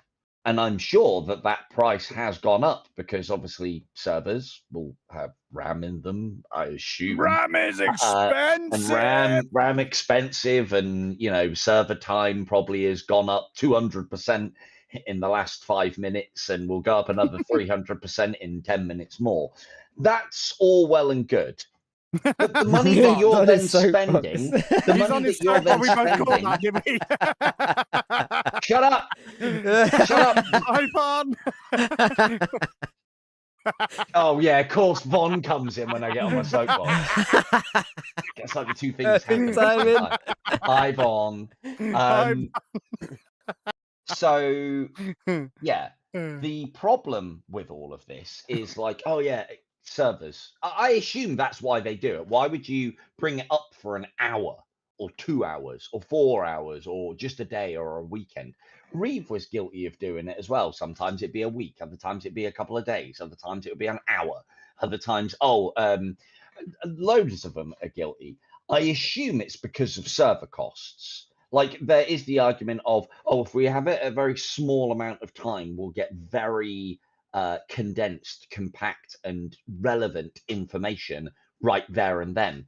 So, well, yeah, well, that's all well and good if anyone actually fucking turns up because they weren't able to make it on Tuesday at 2 o'clock in the morning, and only if it's raining. You know, all these fucking conditions and shit that we have to jump behind the sun, right? And werewolves just spring out of the ground. Then we're gonna run the next playtest during the eclipse. Go! It's over. It's over. Sorry. I can only assume that it's because of server costs. Why else would they keep the timing down? Because it can't be what I just said, because nobody would be turning up for these things, or only a very die-hard select core, and then of course you're getting skewed data because you're probably getting the hardcore diehards in, and that isn't all you want. You want a broad spectrum. So I assume it's because of costs. And it's like, come on now, devs, we are doing your beta testing for you. You don't Which need is to hire beyond beta disgusting testers, in the first place. and you don't need to pay somebody a wage to do that thing because we're doing it now. Oh, 100%, but that's another. You should be getting professionals in that are actually skilled with the programming of these fucking games to actually get the testers to do it. Sorry, I'll shut having a basic. No, you're correct. Having a basic knowledge of game coding and how they work. I have a rudimentary knowledge at best, but and I play and I put way too much time into games and VR games over my gaming span, so to speak. I'm not qualified to do those things. I know I'm not qualified to do those things. Yes, I can tell you what bugs are. Am I going to take the analytical approach of somebody that it's their fucking job? I mean, technically you should say yes, I should, because it kind of is my job. But yeah, the long and the short of it is I'm getting really fucked off with and it's because they always do it at the most inconvenient times as well. It's like, I stream at 8 p.m. on a Saturday. Can you not put the fucking beta that I want to play when I'm fucking streaming? It's like, all right, okay, well, do you mind if I stream the beta? No, we're not ready to show the game off. The thing is, there's a few like this. I mean, look at ExoShock, for fuck's sake. Those guys decided to turn it into a fucking founders pack that they still haven't released. And then on top of that, they've got the people. I mean, I went into the Discord and I went, look, guys, are you actually going to release this damn thing? Because it seems like it's fine and it works better than most things. So why haven't you released it yet? Oh, well, no, we just want to fine tune. And why do we need to? Why do we need to? I was like, well, because normal people want to fucking play this and not have to give you their full-on credit card details through a bloody side page just to be able to play the fucking thing. You would have to give you credit card details just to buy the thing. No, I mean to say through dodgy means that don't make sense to the platform that you are playing it on. Yeah, because the thing is, we're buying it on something completely different with the promise that we'll get a key when it launches, but the devs could just fucking rug pull that and then make it be like, oh, sorry, this is a different version of the game. Had that a few times where you get the playtest key and then, or a game key, and then they go, oh, thank you very much for testing it, and then it disappears and you no longer have access to the game as well, which is that's a fun one. Yeah, it's like, hang on, that was the exchange. I'm giving you coverage, you give me a copy of the game. Everybody, like, more content that then well with games I enjoy. And also remember that in that exchange, it might sound good. Oh, what? You only have to do a couple of hours worth of video footage for a £20 game. I was like, yeah, but bear in mind, if you can do a video properly, it's going to take between 4, 8, 10, 15, 20, like unlimited hours. And then all of a sudden, that hourly rate doesn't look quite so great anymore. What I don't like is that these games devs build their games and they can't be asked. They can't be bothered to fucking test these things themselves. They don't jump on and keep trying like they should. And the Some reason do. they should is because Some they do. wanted it in the first place. They built the thing in the first place. Surely they had some sort of passion, but then again, that's me under the presumption that these things are done with a form of compassion to it, emotion for the art itself. But no, it's not. It's so they can earn an extra buck using fucking asset flips. And that is the worst thing. I've seen a few like that. I mean, Dixotomia, pure example of not so much asset flip, but lazy development and lazier ways of actually trying to improve. There is the other element as well, because I've said the same about Dixotomia. It could be lazy, or like in every other walk of life, they might just be shit at their job. And the thing is, you're not going to know if you're shit at your job if you do it and put out the product. You know, a lot of people that put shit products out, there's always a reason or an excuse for it. With games, it's never like, yeah, you just made a bad game, dude. I will just update it later. Don't worry, bro. Yeah, exactly. Oh yeah, well, it's in early access for now. Bruh, you're So, worrying cool, too why am I much. paying full Don't worry price? about it. Just Yeah, that the video that product. I did not want to make that video on Remnant Protocol that I made recently. had I to be didn't want done. to do that as part of a live stream, but I felt the need to because it feels like, yeah, it's such a disappointment. And I don't even know if it's going to be a cash grab. If it is some kind of cash grab to get some funds in now, that's one of the things that was said in the Discord. Not cash grab, obviously, you know, they use different terminology when they're grabbing cash. But they stealing. I mean, no. So, but for me, it's like, you know, okay, maybe you're going to get a couple of quid, but you're going to cause irreparable damage to your own reputation. Your reputation, you know. And I do get, and I've said before, there's devs that just want to fucking make the game. They're just passionate about making the game. They don't want to get involved in marketing. They don't want to deal with publicizing they don't want to worry about who's going to fucking publish it. They just want to make what they're doing. They just want to do that thing. And that's fine. But then it's like, okay, dude, but if you're doing that, then you need to have the right people around you, or you're in the wrong fucking job, you know? Like, look at some of the, again, and going back to, I think the only thing that could potentially save us is these like small single man, and it is single man ones. There's been a few that have got multi. There's a few that have got multi, but you know, to be a single man dev, you can't get away with being shit at your job. Like, again, look at one of the games we're going to talk about later, Downtown Club. Look at Compound. Look at Repossessed. I believe that's a single man dev. It is, yeah. Look at Dragon Fist VR Kung Fu. Look at Among Giants. Dust Crow is one that I'm really excited for. That one's I'm looking forward to that one. Leaps and bounds. Yeah, definitely. Looking forward to it. And apologies for any that I haven't mentioned. Oh, Iron Lights and Iron Strike and Iron Lights. That's a single man dev. Nice. And all of these games, they have to be good, and the dev needs to be good at their job. They can't get away. Those are the sort of people that I'll fall over backwards to help beta test their game, because they're already doing enough by themselves and they're putting out good products. There haven't been many games that I can think of that were a solo dev that was shit. I'm sure there's plenty, but they never see the light of day because they never make it. And there's lots of games like Dixotomia's, like Dix and Cox. I mean, yeah, I think there's a good few people behind that one. And I wish that would have been so much better, because it had so much potential to be good, and he just is just. I don't know whether it was laziness or a lack of knowledge on his part or their part, because every time I think it was the same issue that the Repossessed dev was worried about, the fact that if you start messing with one thing, the other things might start messing up, the house of cards comes down, etc. Yeah. Now, when it comes to Dixotomia, though, he wasn't even in the stage of being able to do. He may as well have just taken it down and redone it and put it back up properly. Because I played through that entire game, the whole thing. Even through the bugs, through the glitchiness, through everything. I played through it, and I got to the final boss, shot one last rocket into the dragon, which popped out of existence instantly. And congratulations, I won the game. I am hero of all time. Hero. It wasn't even written properly. It was just like, hero you are of all time, hero you are of all time, you are. Beat Dragon you did. You beat Dragon you did. It just went, gone. Do or do not, you did. No try. Literally, but with even less finesse than Yoda. It's just like, you did hero stuff, well.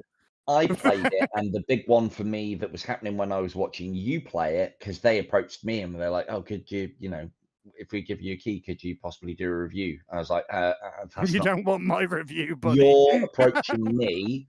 I will take your key and I will decide. Like, if I'm going to a company and going like, I really want to play your game, I'll definitely do coverage. That's how that side of things work. If a dev approaches me with a key, that's my choice, or at least that's the rules that I put in. Because I've had games where it's like I've been given keys and I'm like, oh, this game's shit.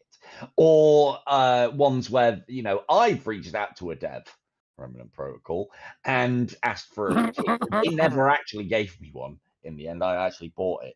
Well, it's a good job. There's been games where I've been given now. a key. There's been games that I've been given keys. I've learnt my lesson here as well. I'm sure you've done the same as well, Ripper. You've probably done the same as well, boys. But been given a key and been like, I don't want to do coverage of this game. I've been given a key now, so I'm kind of, I don't know, I feel contractually obligated. And I can't put a bad show on, and I don't want to be negative about the game either. So it's quite the quandary. Yes, you get a free game, but I don't like being negative. I'm not very good at being negative or hyperly critical. I'd rather celebrate the good and just fucking ignore the bad. I don't know, maybe that's... See, that's why you need me. I moderately celebrate the good, but my God, I love it when something's fucking bad so I can tear it a new one. Oh boy, it's my favorite thing. Oh boy. Sorry. Well, it's the difference between us, Meta Avatar. I like being constructive, and I said I was like a scumbag. I admit it. I have no qualms. You treat your games like Poise treats his. Oh wait, hang on, you are Poise. Yes, it's a Poise kind of thing. But yeah, the long and the short of it for me is we shouldn't be doing fucking beta testing, or if we are, make it fucking convenient and make it worth our while. Yeah, make it worth people's while. See, this is where I kind of wanted to mention that a few months ago, I was offered to beta test, record footage, and show just some clips or a short video of this game that's coming out on Meta and PC, I believe. But it's definitely on Meta because that's what I tested it on. And it's a fun, very in-depth, story-filled co-op game where you need two of you to play it. You can't play it solo. It needs two of you and you need to work together. And it was really cool for the short amount that I played of it, but I couldn't play it being, very selfish and needing accessibility. And how I'm dare one of those seated players. It's all about you, isn't it? So of course, I kind of pointed out that I couldn't get past the first. Like everybody else. I know, right? I stand up What's and your bend problem? down. But of course, I couldn't reach things in the game. The way the camera went, I thought he had been. I thought you were about to fall down. It's a miracle. But I tried playing both parts. I thought, right, I can't reach things down on the floor with this character, so I'll try the other character. And I couldn't reach things up in the air and do the things as the other characters. I was just kind of like, yeah, the game seems cool. My friend seems to enjoy it, but I can't reach loads of stuff being a seated player. And they were like, we're really sorry, but if you want to use some of our footage, we'll send you some footage and you can still put it up and we'll pay you for that. What? And it was like, oh, no, thank you. I really like the offer and that's very kind of you. But I'm all about accessibility. I literally want to show people what can be played seated, and I don't really want to advertise games that can't be played seated. And they just went very quiet. And then a few weeks later, I think it was about 3 or 4, I got a message to say we're doing a complete overhaul of our game to make it completely accessible, and we'll be back in contact when we've got it sorted. And it's literally been 3 months and they've just got back in contact to say they're doing another playtest again. Oh my God. Done it. But they're not paying anyone this time. What I find funny is that you tell them about your legitimate issue that you've got for somebody who is a seated player, right? And their instant reaction to you is, oh yeah, we'll just send you some footage to show. You don't get to play it, so you just fuck it. Nah. Well, I know it's not for you and you can't play it, but put it on your channel anyway. I'm sure it will benefit No one but us. Nah. No one but us. Wankers. Exactly. Is what I like to call them in scientific terms. Wankers. I was a bit sort of, taken aback by that at first, but when they've gone to this length to readjust the entire game to make it accessible for seeded players, I've got a lot of respect for that. I do. That's how I'm saying it, as they should for that. That's shitty. As long as it's good, that's fine. But the other problem with that is you then feel a bit compelled. Like, like you were saying earlier, when you get given a game and it's kind of like, oh, now I have to play it. Yeah. But I'm not going to give you a good review if it's shit. That's what you should That's say. it. But now I feel kind of like pressured to try and find the positives to this. Make sure that it is, all right and good. And I'm probably going to be a little bit blindsided to some of the negatives now because I'm like, focusing on, right, let's find the positives to this because they've gone to so much effort to make it. If you actually have to struggle to find them, it's a bad game. I meant not maybe find, maybe just focus. You know what I mean? Yeah, but this is the thing, right? They rely on your handing of getting the game as their way of going, so you should really give us a fairly decent review of this, considering, because we've given it you free. Well, no, that's not how it works. If you want honest opinions and you want people to like your game, the proof is in the pudding. Words mean shit. Definitely. None of it means anything unless the gameplay's solid. As I like to say, good bones. And I think exactly on that note, mate, that's a segue into our next part of the early access issues, where you pay to play test the game. Oh, it's scripted. Smooth as my butt crack. I mean, scripted AI generated slop. That's all this. Terrible, isn't it? Terrible. It's all on script. All on script. Well, this is something that I have a problem with, is that there's so many games, especially in the VR scene, that go, buy it now and you can buy it, get a few quid off or a few dollars off just because it's in early access, and then tell us all the problems that you have. It's like, I'm not paying to test your game. Fix your fucking game. I have enough problem with the playtest timing that we've just talked about, let alone now playing a game, paying for it, getting it cheaper, and then finding all of these problems. And then they eventually get round to fixing it, maybe a year down the line, sometimes longer. And then you come back to the game and you're like, oh, well, you sorted that, but now there's all these other problems. And why am I reporting this when I've paid for this bloody game? And it's like, I don't like that. I've started avoiding early access games that say early access just for this reason, because the last few I've bought have been all right, but I feel like I'm testing a playtest. And as you should. And I get paid for that, not paid to do it. So the way that I personally see early access is exactly that. In exchange for the fact that I am going to get the game a lot cheaper, obviously it won't be fully feature complete. There may be some problems. I am happy to report those problems or bugs that I come across and possible solutions or suggestions or things like that if asked for. But I shouldn't be paying anywhere near top dollar for it. I shouldn't be paying the premium for it. But that can also depend in the state that it's in. Downtown Club. Like 25 quid is a fantastic. Yeah, I'll talk about that in a minute. Let's compare the two polar opposites in the spectrum. Downtown Club has been in early access for a very long time. Part of the reason because of that, and I'm sure he won't mind me saying so, is because Sky Archer, the solo indie dev of that game, is a fucking perfectionist. He does not want to put something out that isn't anything less than amazing. That game has been in the state that you came into the game recently, Ripper, and obviously you've played it as well previously, boys. I played it literally 2 weeks before release, I think it was. It's been in that high state of quality for a very, very long time. And, I can feel for a dev as some trepidation of coming out of early access and going into full release, because when is the right time if you're not trying to fucking rush a product out of the door? And I'm happy that, people spend time, but there's early access and there's early access. And so if Downtown Club is a shining example of what early access should be, pretty much the game, but there's things that I want to add to it, and there's a few extra bits and bobs coming in and out, and the price was right on it. I think I paid $10.99 for Downtown Club in its very early access state, and it was not a massive amount different from what we have now. And I believe you now got me that my it's full copy. Release, probably. Now that it's at its full release, it was a romantic present at dinner. He brought instead of flowers.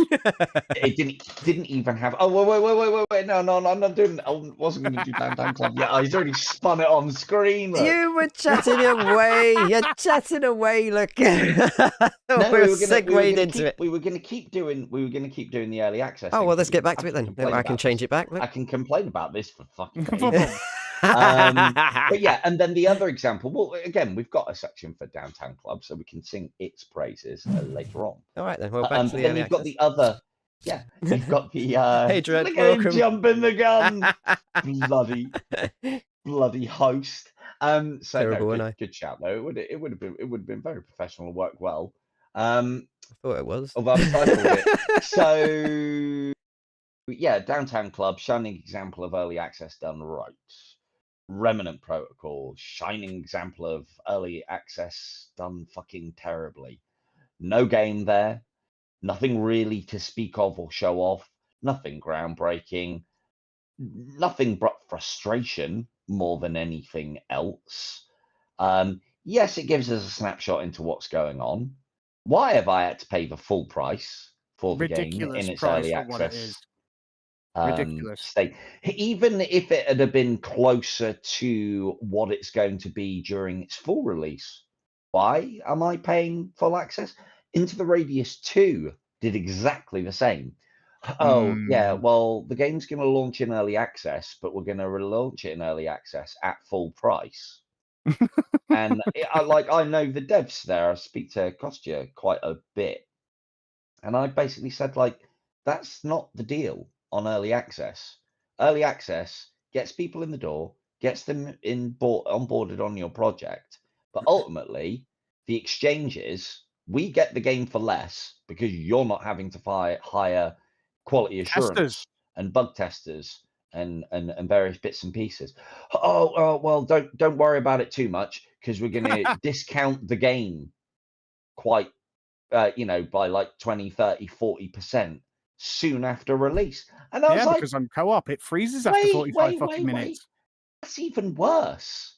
Because then all of a sudden you're going to put a bee in the bonnet of people who wanted to support you straight away. And if they'd have just waited a couple of weeks, they could have got 20, 30% off. It's like, what are you trying to do here? Were you previously selling snake oil? And now we have... We have the situation. I see Into the Radius 2. There's a guy, Synthalizard, I think it is. I know what you're on about. Who I've watched. Yeah. It is Synthalizard, isn't it? It is Synthalizard. It's weird to read his name sometimes. I'm like, Synthetard? Anyway, I like that one. Fantastic content creator. I should use that in Meta City Patrol. Has done loads of stuff on Into the Radius and is now starting to cover Into the Radius 2. For him, really good game. Excellent stuff. I did listen to his kind of review of 1.0.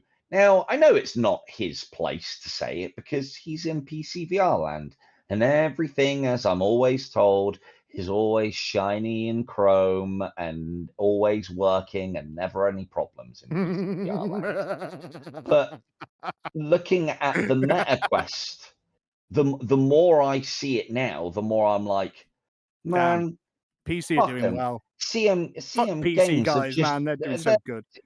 They've launched it on Meta and not kept it in parity with what's going on the PC VR game, at the PC VR side of things. So they've got Game of the Year contender over there, whereas we're stuck with whatever the hell of a mess it is that we fucking honestly. They have defanged the sequel. They've defanged it, is what I'll call it, because it's. I don't know what the fuck this is. Some of the design. See, I'm not talking about the design decisions though. I'm not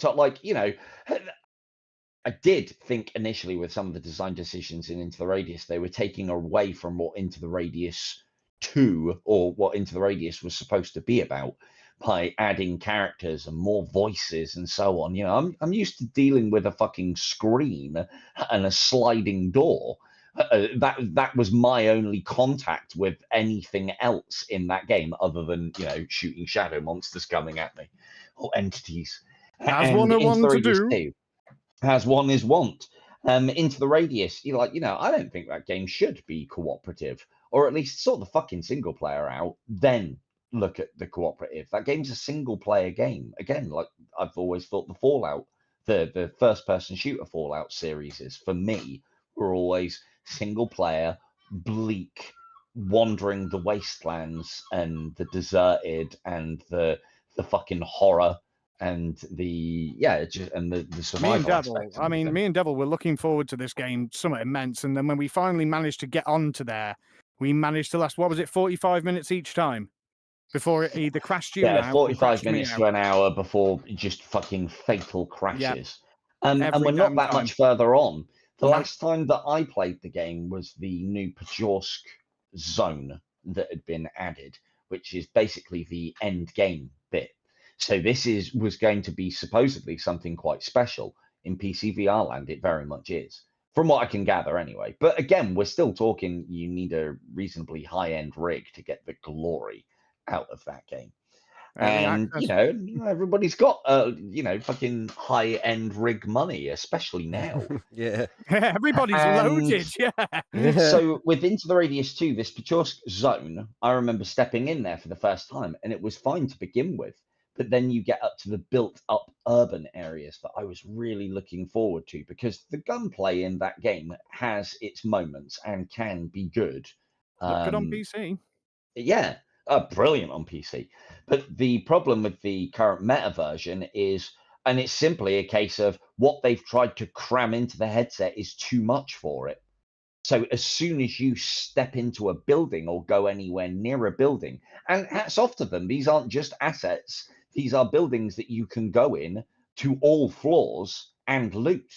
So most of the doors are open and they're quite big and expansive. And it feels like, you know, a once habited area with that anomaly alien-y looking twist to it. And yeah, you go in there and like I've recently had problems with frames. I lost them all during my last live stream of Titan Isle because hot headset and a game trying to do a lot. and running MetaQuest Developer Hub. Running that game in the cold, standard by itself. And yeah, as soon as you enter a building, you go down to like 5-10 frames if you're lucky. And combat, fucking forget about it, mate. You see somebody, you do what they do, and you fucking run. You ain't fighting them. Fuck. So yeah, Into the Radius 2 feels like they have brought the game out on PC VR, probably done all right, put it onto Meta, got all that lovely Meta money, and now they're just gonna fucking forget fix it about now. Meta. We'll do PC first. Forget about Meta and sort PC VR out. Being Anyway. you know, of the PC master race, I can honestly sorry, I was going to say, say I would love to hear your opinion about it. Into the Radius 2. But go on anyway. I obviously jumped into that straight away. Yeah. Being with a couple of creators from America who are a lot bigger than me, but they're a bit like you guys. What you, Devil, and you in touch with a few devs and can get games for free. So that was one of the games that they got me. And well, it was only 2-player to start with. So that was an instant problem because there's 4 of us. There's me and 3 other American guys that team up quite a lot for videos, especially multiplayer ones. So they're instant problem. So we kind of paired off at different times to try and play this. And to start with, there were so many issues on PC that we just didn't enjoy playing it at all, first off. My main issue was every time I fired a gun, it would either just zip across the entire map and be gone, or it would just like completely disappear. And then they did an update to fix that, and then they did. And then the next thing, I would fire my gun, and the game would close. So I literally ended up doing 2 levels with just my friend sort of leading the way, shooting everything. And as long as I didn't shoot, the game would run. But as soon as I pressed that trigger, it would just shut off, close off. So you were doing a pacifist running into the radius too. Well, I didn't really enjoy that. I like shooting things, so that wasn't a best first experience for me. And then once they did get things worked out and patched a bit better, I started really enjoying it. Really early days. Oh yeah, really early days. And then they, of course, added the 4-player co-op recently, and so we all jumped back in, and then we were, just hit with a huge amount of dialogue, and being a co-op game, working together, talking together as a co-op team, we didn't appreciate being stuck in little sections before we could go out into the wilderness, listening to some divvy talk to us about crap that we just didn't care about.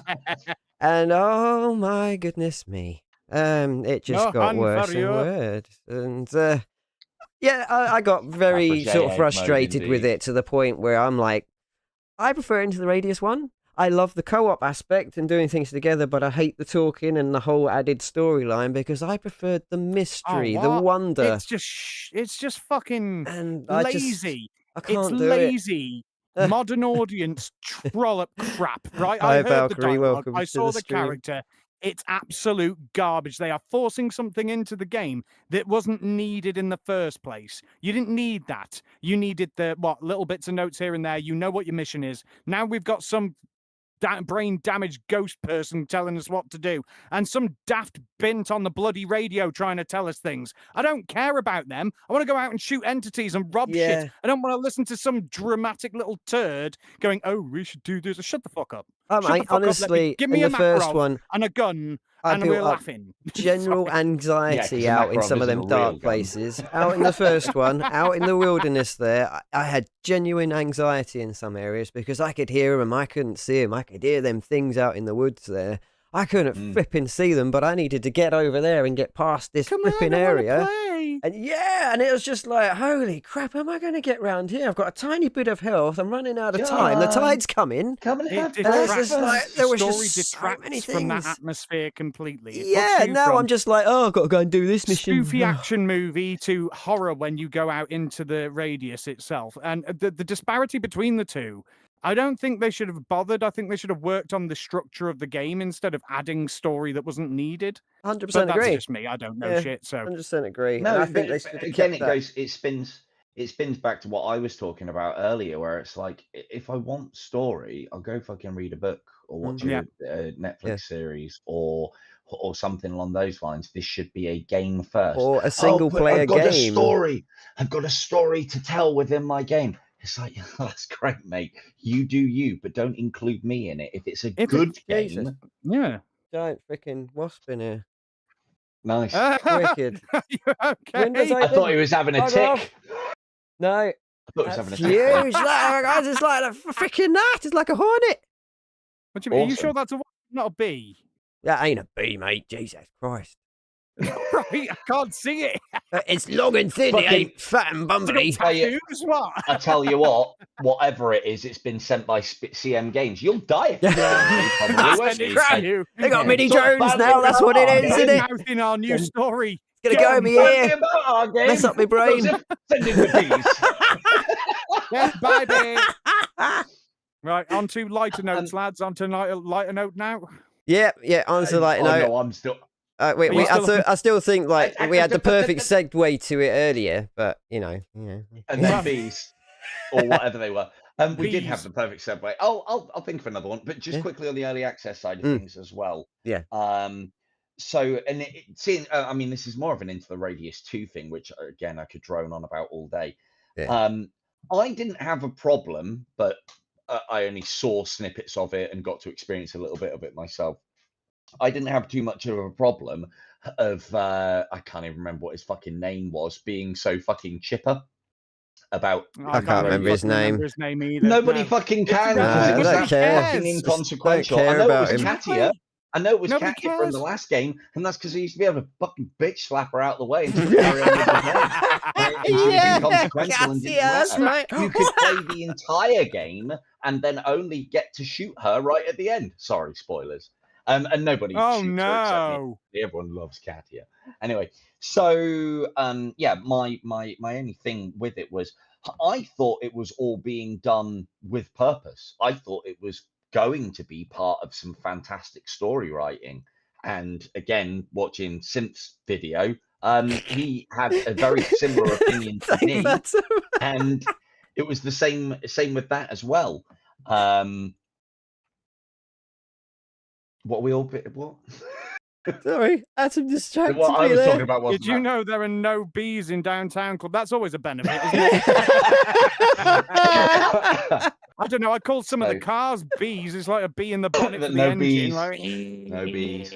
Anyway, yeah. So I thought, as far as the dialogue is concerned, that was being introduced and into the radius, I thought it was too much. But Yeah. I was hopeful that it was being done on purpose. And as I said, like Synth, I was hoping that that guy was some kind of construct by the radius of what they thought the human should be like, and that as the story evolved, that like, oh, he's so chipper and he's so this because he's trying to manipulate you, and that's the way that the radius. See, that would have thinks. been great, but It would have been great. The out of the two characters, out of the greater two minds than the voices, developers. yes, out of the two voices that were introduced, the one that pissed me off the most was fucking amateur hour lady back at the shady government facility. Now, I don't know about you guys, but I like my shady government officials to, like, fucking be Remain professional shady and not like fucking amateur or the intern of the group. Like in the first one, who it would would put have an been fine. intern in a situation like that? Who on their right mind would go, you don't know what the fuck you're doing here. Tell this guy who's in a life or death situation what to do. Don't worry about it. You don't need to know fuck all. Just talk to him. It's like I don't want that. I don't want that amateur hour fucking unprofessional. I want the fucking smoking man from X-Files. I want him telling me. A colonel from Metal Gear. Someone like that. Someone who knows what the fuck they're talking about. I want my shadowy organization that's manipulating me and the rest of humanity to at least be professional when they do it. Is it too much to ask? Is it too much to ask for conspiracy and evil? Now let's talk about. Whilst I sort my camera. Oh no, there it goes. Let's talk about a great game in early access. The bees still wasp, is it? Wasp still Jesus There Christ, is it's huge. absolutely no bees. Excellent. Where's your gun? It's the wasp. It's in the kitchen. I didn't shoot it. It's so big. I'm gonna need Why to have you not got it with you? I'm gonna need an actual pellet gun. You'd get fucking killed just like Vince does in Pulp Fiction, wouldn't you? Leaving your fucking Uzi on the sidewalk.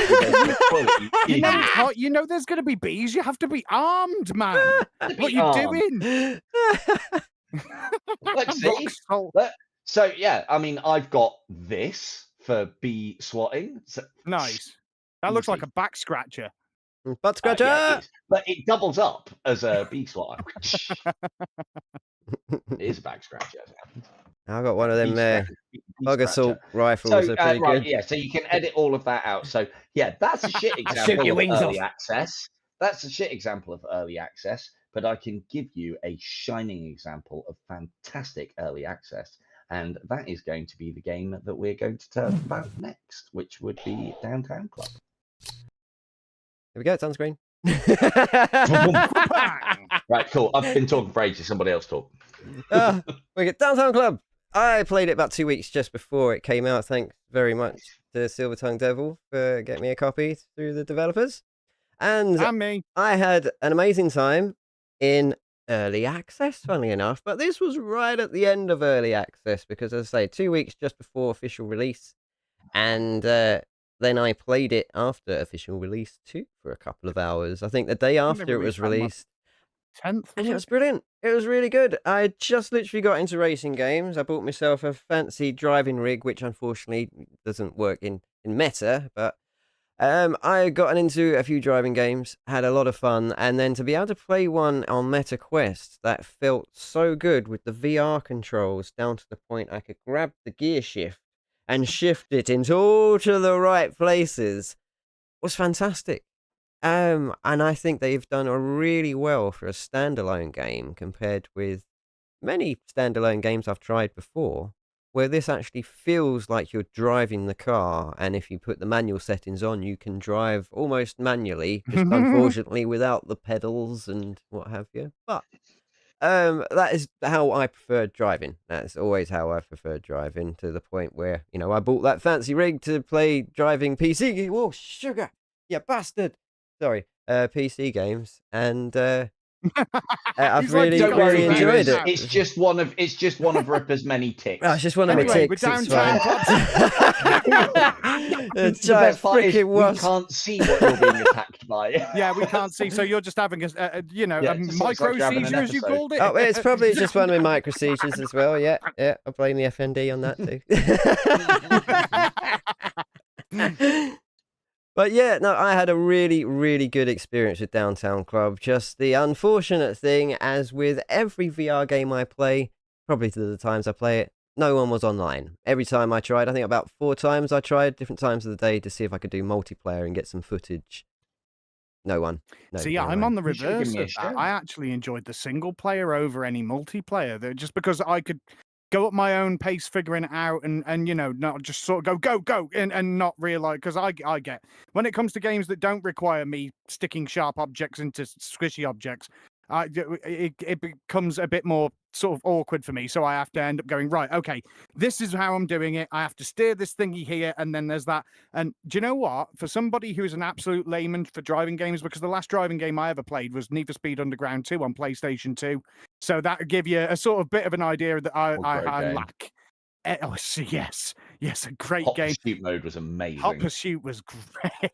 Wow, yeah. I was stoned. I'll download that for PS1 now. Ah, damn it. But no, anyway, you have to play Hot Pursuit mode multiplayer. It's like, go on then, I'll give you a 10-second hell start. Call in the helicopter. Call in the helicopter on this person. Fucking helicopter comes in, tries to knock you off the road. Downtown Club for me was actually surprising, because Devil sent it me, and I was sort of like, why has he sent me a driving game? He knows that I'm shite at this, right? And I was like, yeah, but he might like it, so I tried it. See, he doesn't like things that he's not good at instantly, and you told me that wasn't the case earlier. I tried it, and I was corrected in my opinion. I was corrected in my opinion, because it is solid. The steering was very arcadey, though. The whole thing feels sort of an arcade simulation game. It's a Syncade game. It's the and I'm all for that. That's right down my alley, because when it comes to simulators, I am absolute dog crap. I am terrible at them. I mean, I know how to follow the green line until it turns orange, and then you slow down, and then it goes red, and you put brake on, and then you keep to look. I got that. It's just that I was never really any good at it. But the Downtown Club was really fun, and I wanted to do more of it, but Magpie syndrome took effect. But I will be getting back to it, and I will definitely wanting to sort of upgrade it. Yeah, I mean, we do. I do try and live stream as far as the playing with my community and chat and people on watching me on YouTube. Try and get on Downtown Club as much as I can, just to make sure the game's out there, and what little impact that I can have on showing it off. And plus, as well, I've ranted and raved about that game as much as you two are. And I always knew, like, something like that one, I knew that was going to come good, and that's because of how that indie dev, Sky Archer, solo indie dev, how Sky Archer treats it. He can, as it happens, play and is particularly talented at his own game, and this is another thing as well. Like, I don't know, changed, doesn't it? Well, not with solo devs, as it happens. No. All solo devs know what they're doing as far as their own game's concerned, because they rely on themselves for a lot of their own fucking beta testing and shit, and bug testing, and finding things out and doing stuff. So but yeah, like, Downtown Club is, for me, as far as meta is concerned, is the driving game to get if you don't like driving games. Yes, in other words, it's a poised game. Yeah. With less, well, actually, no, I was going to say with less violence, but you haven't played the multiplayer all that much. It's quite a lot of violence. I'd imagine there's everybody ramming the crap out of each other like it was Thanksgiving at Turkey Central. Yeah. the big thing for me with Downtown Club, and it didn't have this originally, and I did speak to the dev at reasonable length of this. Carmageddon mode? No. I mean, maybe. I want that. I'd like to Yeah, see. right. I'd like to see. Oh, I want Mad Max mode myself personally. But Yeah, one of that's another those. thing. One of them. Any That's another dismemberment. Yeah. Blood, guts, bodies. Give us the opportunity to run someone over. What I liked about Downtown Club, or the thing that really appealed to me, the game's great. The game's fantastic. It runs well. It plays smooth. The only criticism that I heard about it was, Thank you. oh, it's a bit slow. It's like, yeah, you're not playing. Either you're not playing it very well, or you haven't played it for very long. Because once you get the pro cars unlocked, I mean, hell, you can get a good 100 miles an hour out of even the base cars on some of the faster tracks. But the one thing that really that I really liked about it was the crashes, and how the dev didn't do what they seem to do in a lot of games these days, where when you crash in that game, if you are to leave the track, it keeps you seated, obviously, but facing forward. And so if you do a flip, you'll see the entirety of that flip. If you barrel roll or get scattered down the road or what have you, you will see all of that. Now, I'm not saying like, oh yeah, look at the idiot, look at the VR idiot that just likes to crash in a racing game. Someone there is call an me. element. There is it. Well, me. you're one as well. There is an Hey. element of that. I used to watch Formula One, not because I was interested in The sport of crashes. Formula One, but I wanted to watch the crashes. Yeah, I'm that Crashes. kind of person when it comes to Formula One, because I found the racing a bit boring. Now, that was We when I like was to see younger. death and destruction. It's human nature. Not death. I like death and destruction. I don't want any drivers dying. Come on now. I How are they did. gonna I was do- like, come on! No, I mean, how are oh they no, gonna that's do tragic. more great crashes if they're dead? Anyway, so Yeah, how can they crash it again? That's a good point, actually. yeah, with Downtown Club, you can change the options so that you don't have that. But I was pleased to see that, if you go into a bollard at a high enough speed and you flip your car over onto the roof, then that's what it will show. Too many games in VR will then zoom out from where you are and show your car flipping over. And it leads back to something else that I've talked about, and we've talked about previously as well, is like, make your VR game the way it's intended, and then add all of the comfort and accessibility options in afterwards. Make the game the way you intend to do, and then add all the things in to make it appeal to the masses afterwards. Be that I can see where that. and Yeah, accessibility and everything. Well, look at Hellsweeper. Is a 2 seconds, guys. I will be right back. But carry Yeah, on. no worries, Steve. He's going to go assassinate a gun. wasp. I've had too He's much gonna go stubby. get I his need to go. gun. He's gonna go get his gun. Yeah, so Downtown Club is a fantastic game. Whether you like racing or not, it is well worth having a look at. I think it was quite intuitive in the fact that they were using the motion sort of control was quite good. How you control the steering and how you do all that, because it's not like some games, for example, Grid. I thought was going to be really cool. Got to play it and I was like, fuck, this is shit. This is not working. You use the analog sticks to steer and it's not working properly. And if you try and use the sort of virtual grip to steer, it would go wonky as sin and send you off all over the shop. So you couldn't win in that. Whereas Downtown Club have managed to actually do it. Yeah, you'll have your moments depending on whether you're in a low light area or something like that. You know what I mean? But it's not really an issue. Few and far between. They're few and far between. It's one of the things that I found with Downtown Club. And so for those of you who don't know, you grip the steering wheel with your hands. Top tip to anybody who's playing it as well: bring your arms, set your seat up so that you can rest your elbows either at your sides on your chair. It's not a natural driving position. It's not a natural driving position, but other than if you have a natural driving position, you then have your hands like out and like either bent at the elbows or locked, and you can't do that for all that long. It's not comfortable at the very least. So bring it all back.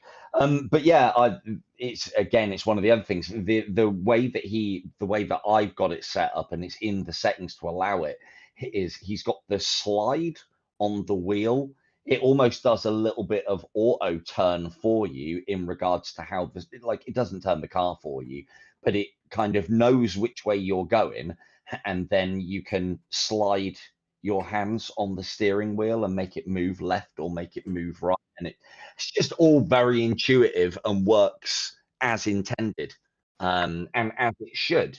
And I can confidently tell you that as somebody who does not drive. So, yeah, just a very good, very solid game. Well worth your time. Well worth picking up. Has been out a while.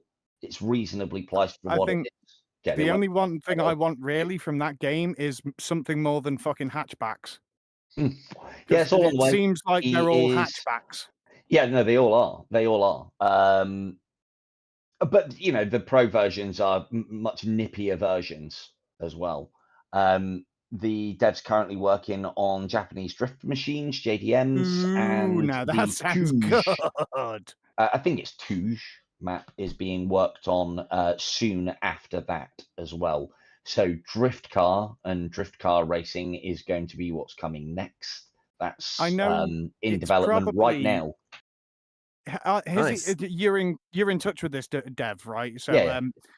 I'm guessing this is probably he comes into my live streams and does silly shit like puts his game into dev mode, and then it's like you'll see it up on everybody's screens. We had it in one of the live streams. The countdown, it'll be red lights, and the countdown will start.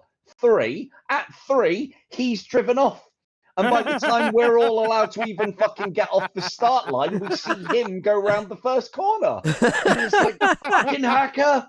So it's brilliant. I was going to say, absolutely. What brilliant. I would love from that game, not that it needs anything else. I mean, let's face it, what it's got there is already solid enough. It just needs more. That it's the same as like when you have a good game and you have your fill of it. More. That's all. Just more of what you've got. More tracks. I think more cars, because of my love for Need for Speed Underground 2, because that was the first Need for Speed game that actually gave you an open map to drive around.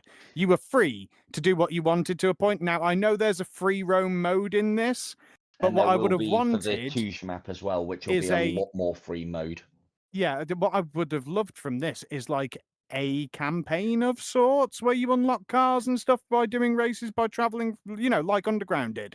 But of course, this isn't necessary. It's just something that I thought was pretty cool. That I would have been excited for. It is good, but that sort of thing is out of scope for what is in essence. I'd imagine so. But I knew there was an open map, so I was like, but what? But what if? What if? Yeah, driving from point to point and being able to set off races and stuff like that. Yeah. Again, though, the game very much has its own identity, and part of that identity is not that. What you're thinking of is, or what you're talking of is a similar system to how Forza had it. Never played it. Have you not? You should play Forza. That one's one where you just you freely go. The later ones, you freely go about the map, and then you you just rock up to somebody and be like, "Oh, do you want to have a race?" Burnout Paradise was probably the last time I played an open world driving game. And that was awesome. That was Burnout Paradise. Good soundtrack too. Just loved it. It was really good. But yeah, really, really solid game, Downtown Club. I would highly recommend it. And me too. And I don't like driving games. Yeah. Go figure. And I recommend it too for on standalone. Absolutely fantastic compared with the games that I've played on PC. They've done really, really well. Hell yeah, brother. The only way that you're going to get a similar drive feel and experience, I think, is by having thousands of pounds worth of PC, thousands of pounds worth of rig to actually have the steering wheel in front of you, and a lot of time and investment into a game and like the setup of that ilk. What Downtown Club will give you, I mean, it isn't all that, but it's comparable. Yeah. And the dev is going to be keeping that way. So I see a lot of people in the chat and the Discord like, when are you going to do steering wheel support? When are you going to do this? When are you going to do that? When are you going to do the other? And the dev's basically like, oh yeah, those are great ideas. He's not going to do it. Stop asking. That's not what it's about. You want your full simulation and racing rig. There are games that do that already. What this is you've got a headset. You turn the headset on, pick up the controllers, and you get that driving experience easy access straight away. without having to spend thousands of pounds. Now, don't get me wrong, there's nothing wrong with, well, I don't know, yeah, maybe there is. Put it this way, It's been something hundreds. Downtown wrong. Club is the Spending Taiwanese thousands of hooker pounds. of driving games. Yes. It's the Taiwanese Yes. hooker of driving games. If you want professional, go get a courtesan, somebody who's high priced and, grands. If you want something that's going to be quick, you can get in, get out, and it's done. Taiwanese hooker, Downtown Club, always. Yeah, I know he said that. I know he said that, Shanty, but they keep asking. So they're always going to ask. They'll keep asking. Yeah. He is, a couple of things to note as well. He is, I think he said he's porting to Switch Oh. because he's always wanted to put a game onto Switch and he's going to make that all cross-compatible. So there's your player base. There's the player base. Well, see, that's what I really like is when devs do things like that, because then that does add a multiplayer base, because you got people playing on console or flat screen and things. And he was brought into something else that. as well. That is the other thing that we haven't really talked about. I mean, it has been implied, but yeah, there is full-on multiplayer on there. I think a lot of the reason why you won't find a lot of people online is not because the player base isn't there. It's probably because they do it the same way as we do. They set up private rooms, and then you don't have to deal with all the little Timmies, do you? Oh, God, yeah. Oh, my God. You want there's a so many. race? Yeah. My car can beat your Kill him with car. fire! Sorry. I've got to get out of that. The corpses are piling up. I can't be doing this anymore. I'm sorry. No more Running out of Timmies. space. Running out of space in the back garden. I cannot salt the ground any more than I have already. Was that our last topic? That is our last topic. Yeah, we can And we wrap have up run a little bit here over, if you to be like, fair. guys. Oh yeah, a little bit. Yeah. Oh yeah, a little bit. Yeah. It's nothing to do with you at all. Oh, and Devil. yeah, Steam Honestly. Frame. Steam Frame, Downtown Club that was the other one. It Steam isn't Frame. here yet. I can't envisage it, but yeah, he's still waiting for a dev kit. The moment that he gets his hands on a dev kit, he'll be bringing Downtown Club to Steam Frame, and That does that'll be sound the interesting. proper Steam Frame ticked version, so it'll all run natively as God intended. On the The gods of chaos. I mean, yes, God. Well, speaking of Steam Frame, I was quite dead set on getting one, but I might not now. Mainly because You Is see it because you there. spent too much money on that fucking racing rig? I Steering bet. wheel. well, that, and I've just bought a new Quest 3 because my one's been having issues the last 3 months, and it works perfectly I'm fine. not surprised, Ripper. I'm not surprised when you say, "Oh, well, I need to get a good 8 to 10 hours out of it a day." Yeah. All the Yeah, no frames, kidding. all the frames fell out of mine the last live stream I did. I've been picking them up. They're all over the fucking place at the moment. I'm trying to get them back in, but Right. it's really difficult. Mine's all right because it hasn't touched a PC. Funny that. As I said, my girlfriend's wanting to stream and sort of play more VR games, and some of them she can't really do on the old Quest 2 that I first started with in VR years ago. So I was just like, right, well, mine's working well enough, but I need something that, is going to work well every day, because I use it every day, where she's Well, only going to be using it a couple of congratulate times a week. Cathy for me as well, mate, because her venture into this for herself, it did me a world of good. It made me more. I would still be an even angrier and more bitter man than I am already if it weren't for getting onto VR and meeting you guys. So yeah, massive, Seeing massive how thing much to it's do. helped you, mate. Seeing how much it's helped you, how much it's helped me, and a couple of other people. She's sort of gone, my mental health's really bad. I'm going to give it a go, see if it does anything to help improve mine, because she's tried everything else from therapy, I found medication, and all a sorts. lot less agitated and angry, and I don't want to stamp people's skulls in anymore. Yeah. No, that's a lie. I do, but I can restrain control the it. feeling. You can do it in VR, man. Yes, that's it. They load up something like, I don't know, hard bullet, and then it cause carnage. Yes. See, before VR, when I opened the door for someone and they didn't say thank you, I'd smash their head through the window. But now I just call them twats and then walk on with my day. Thank you, MetaQuest.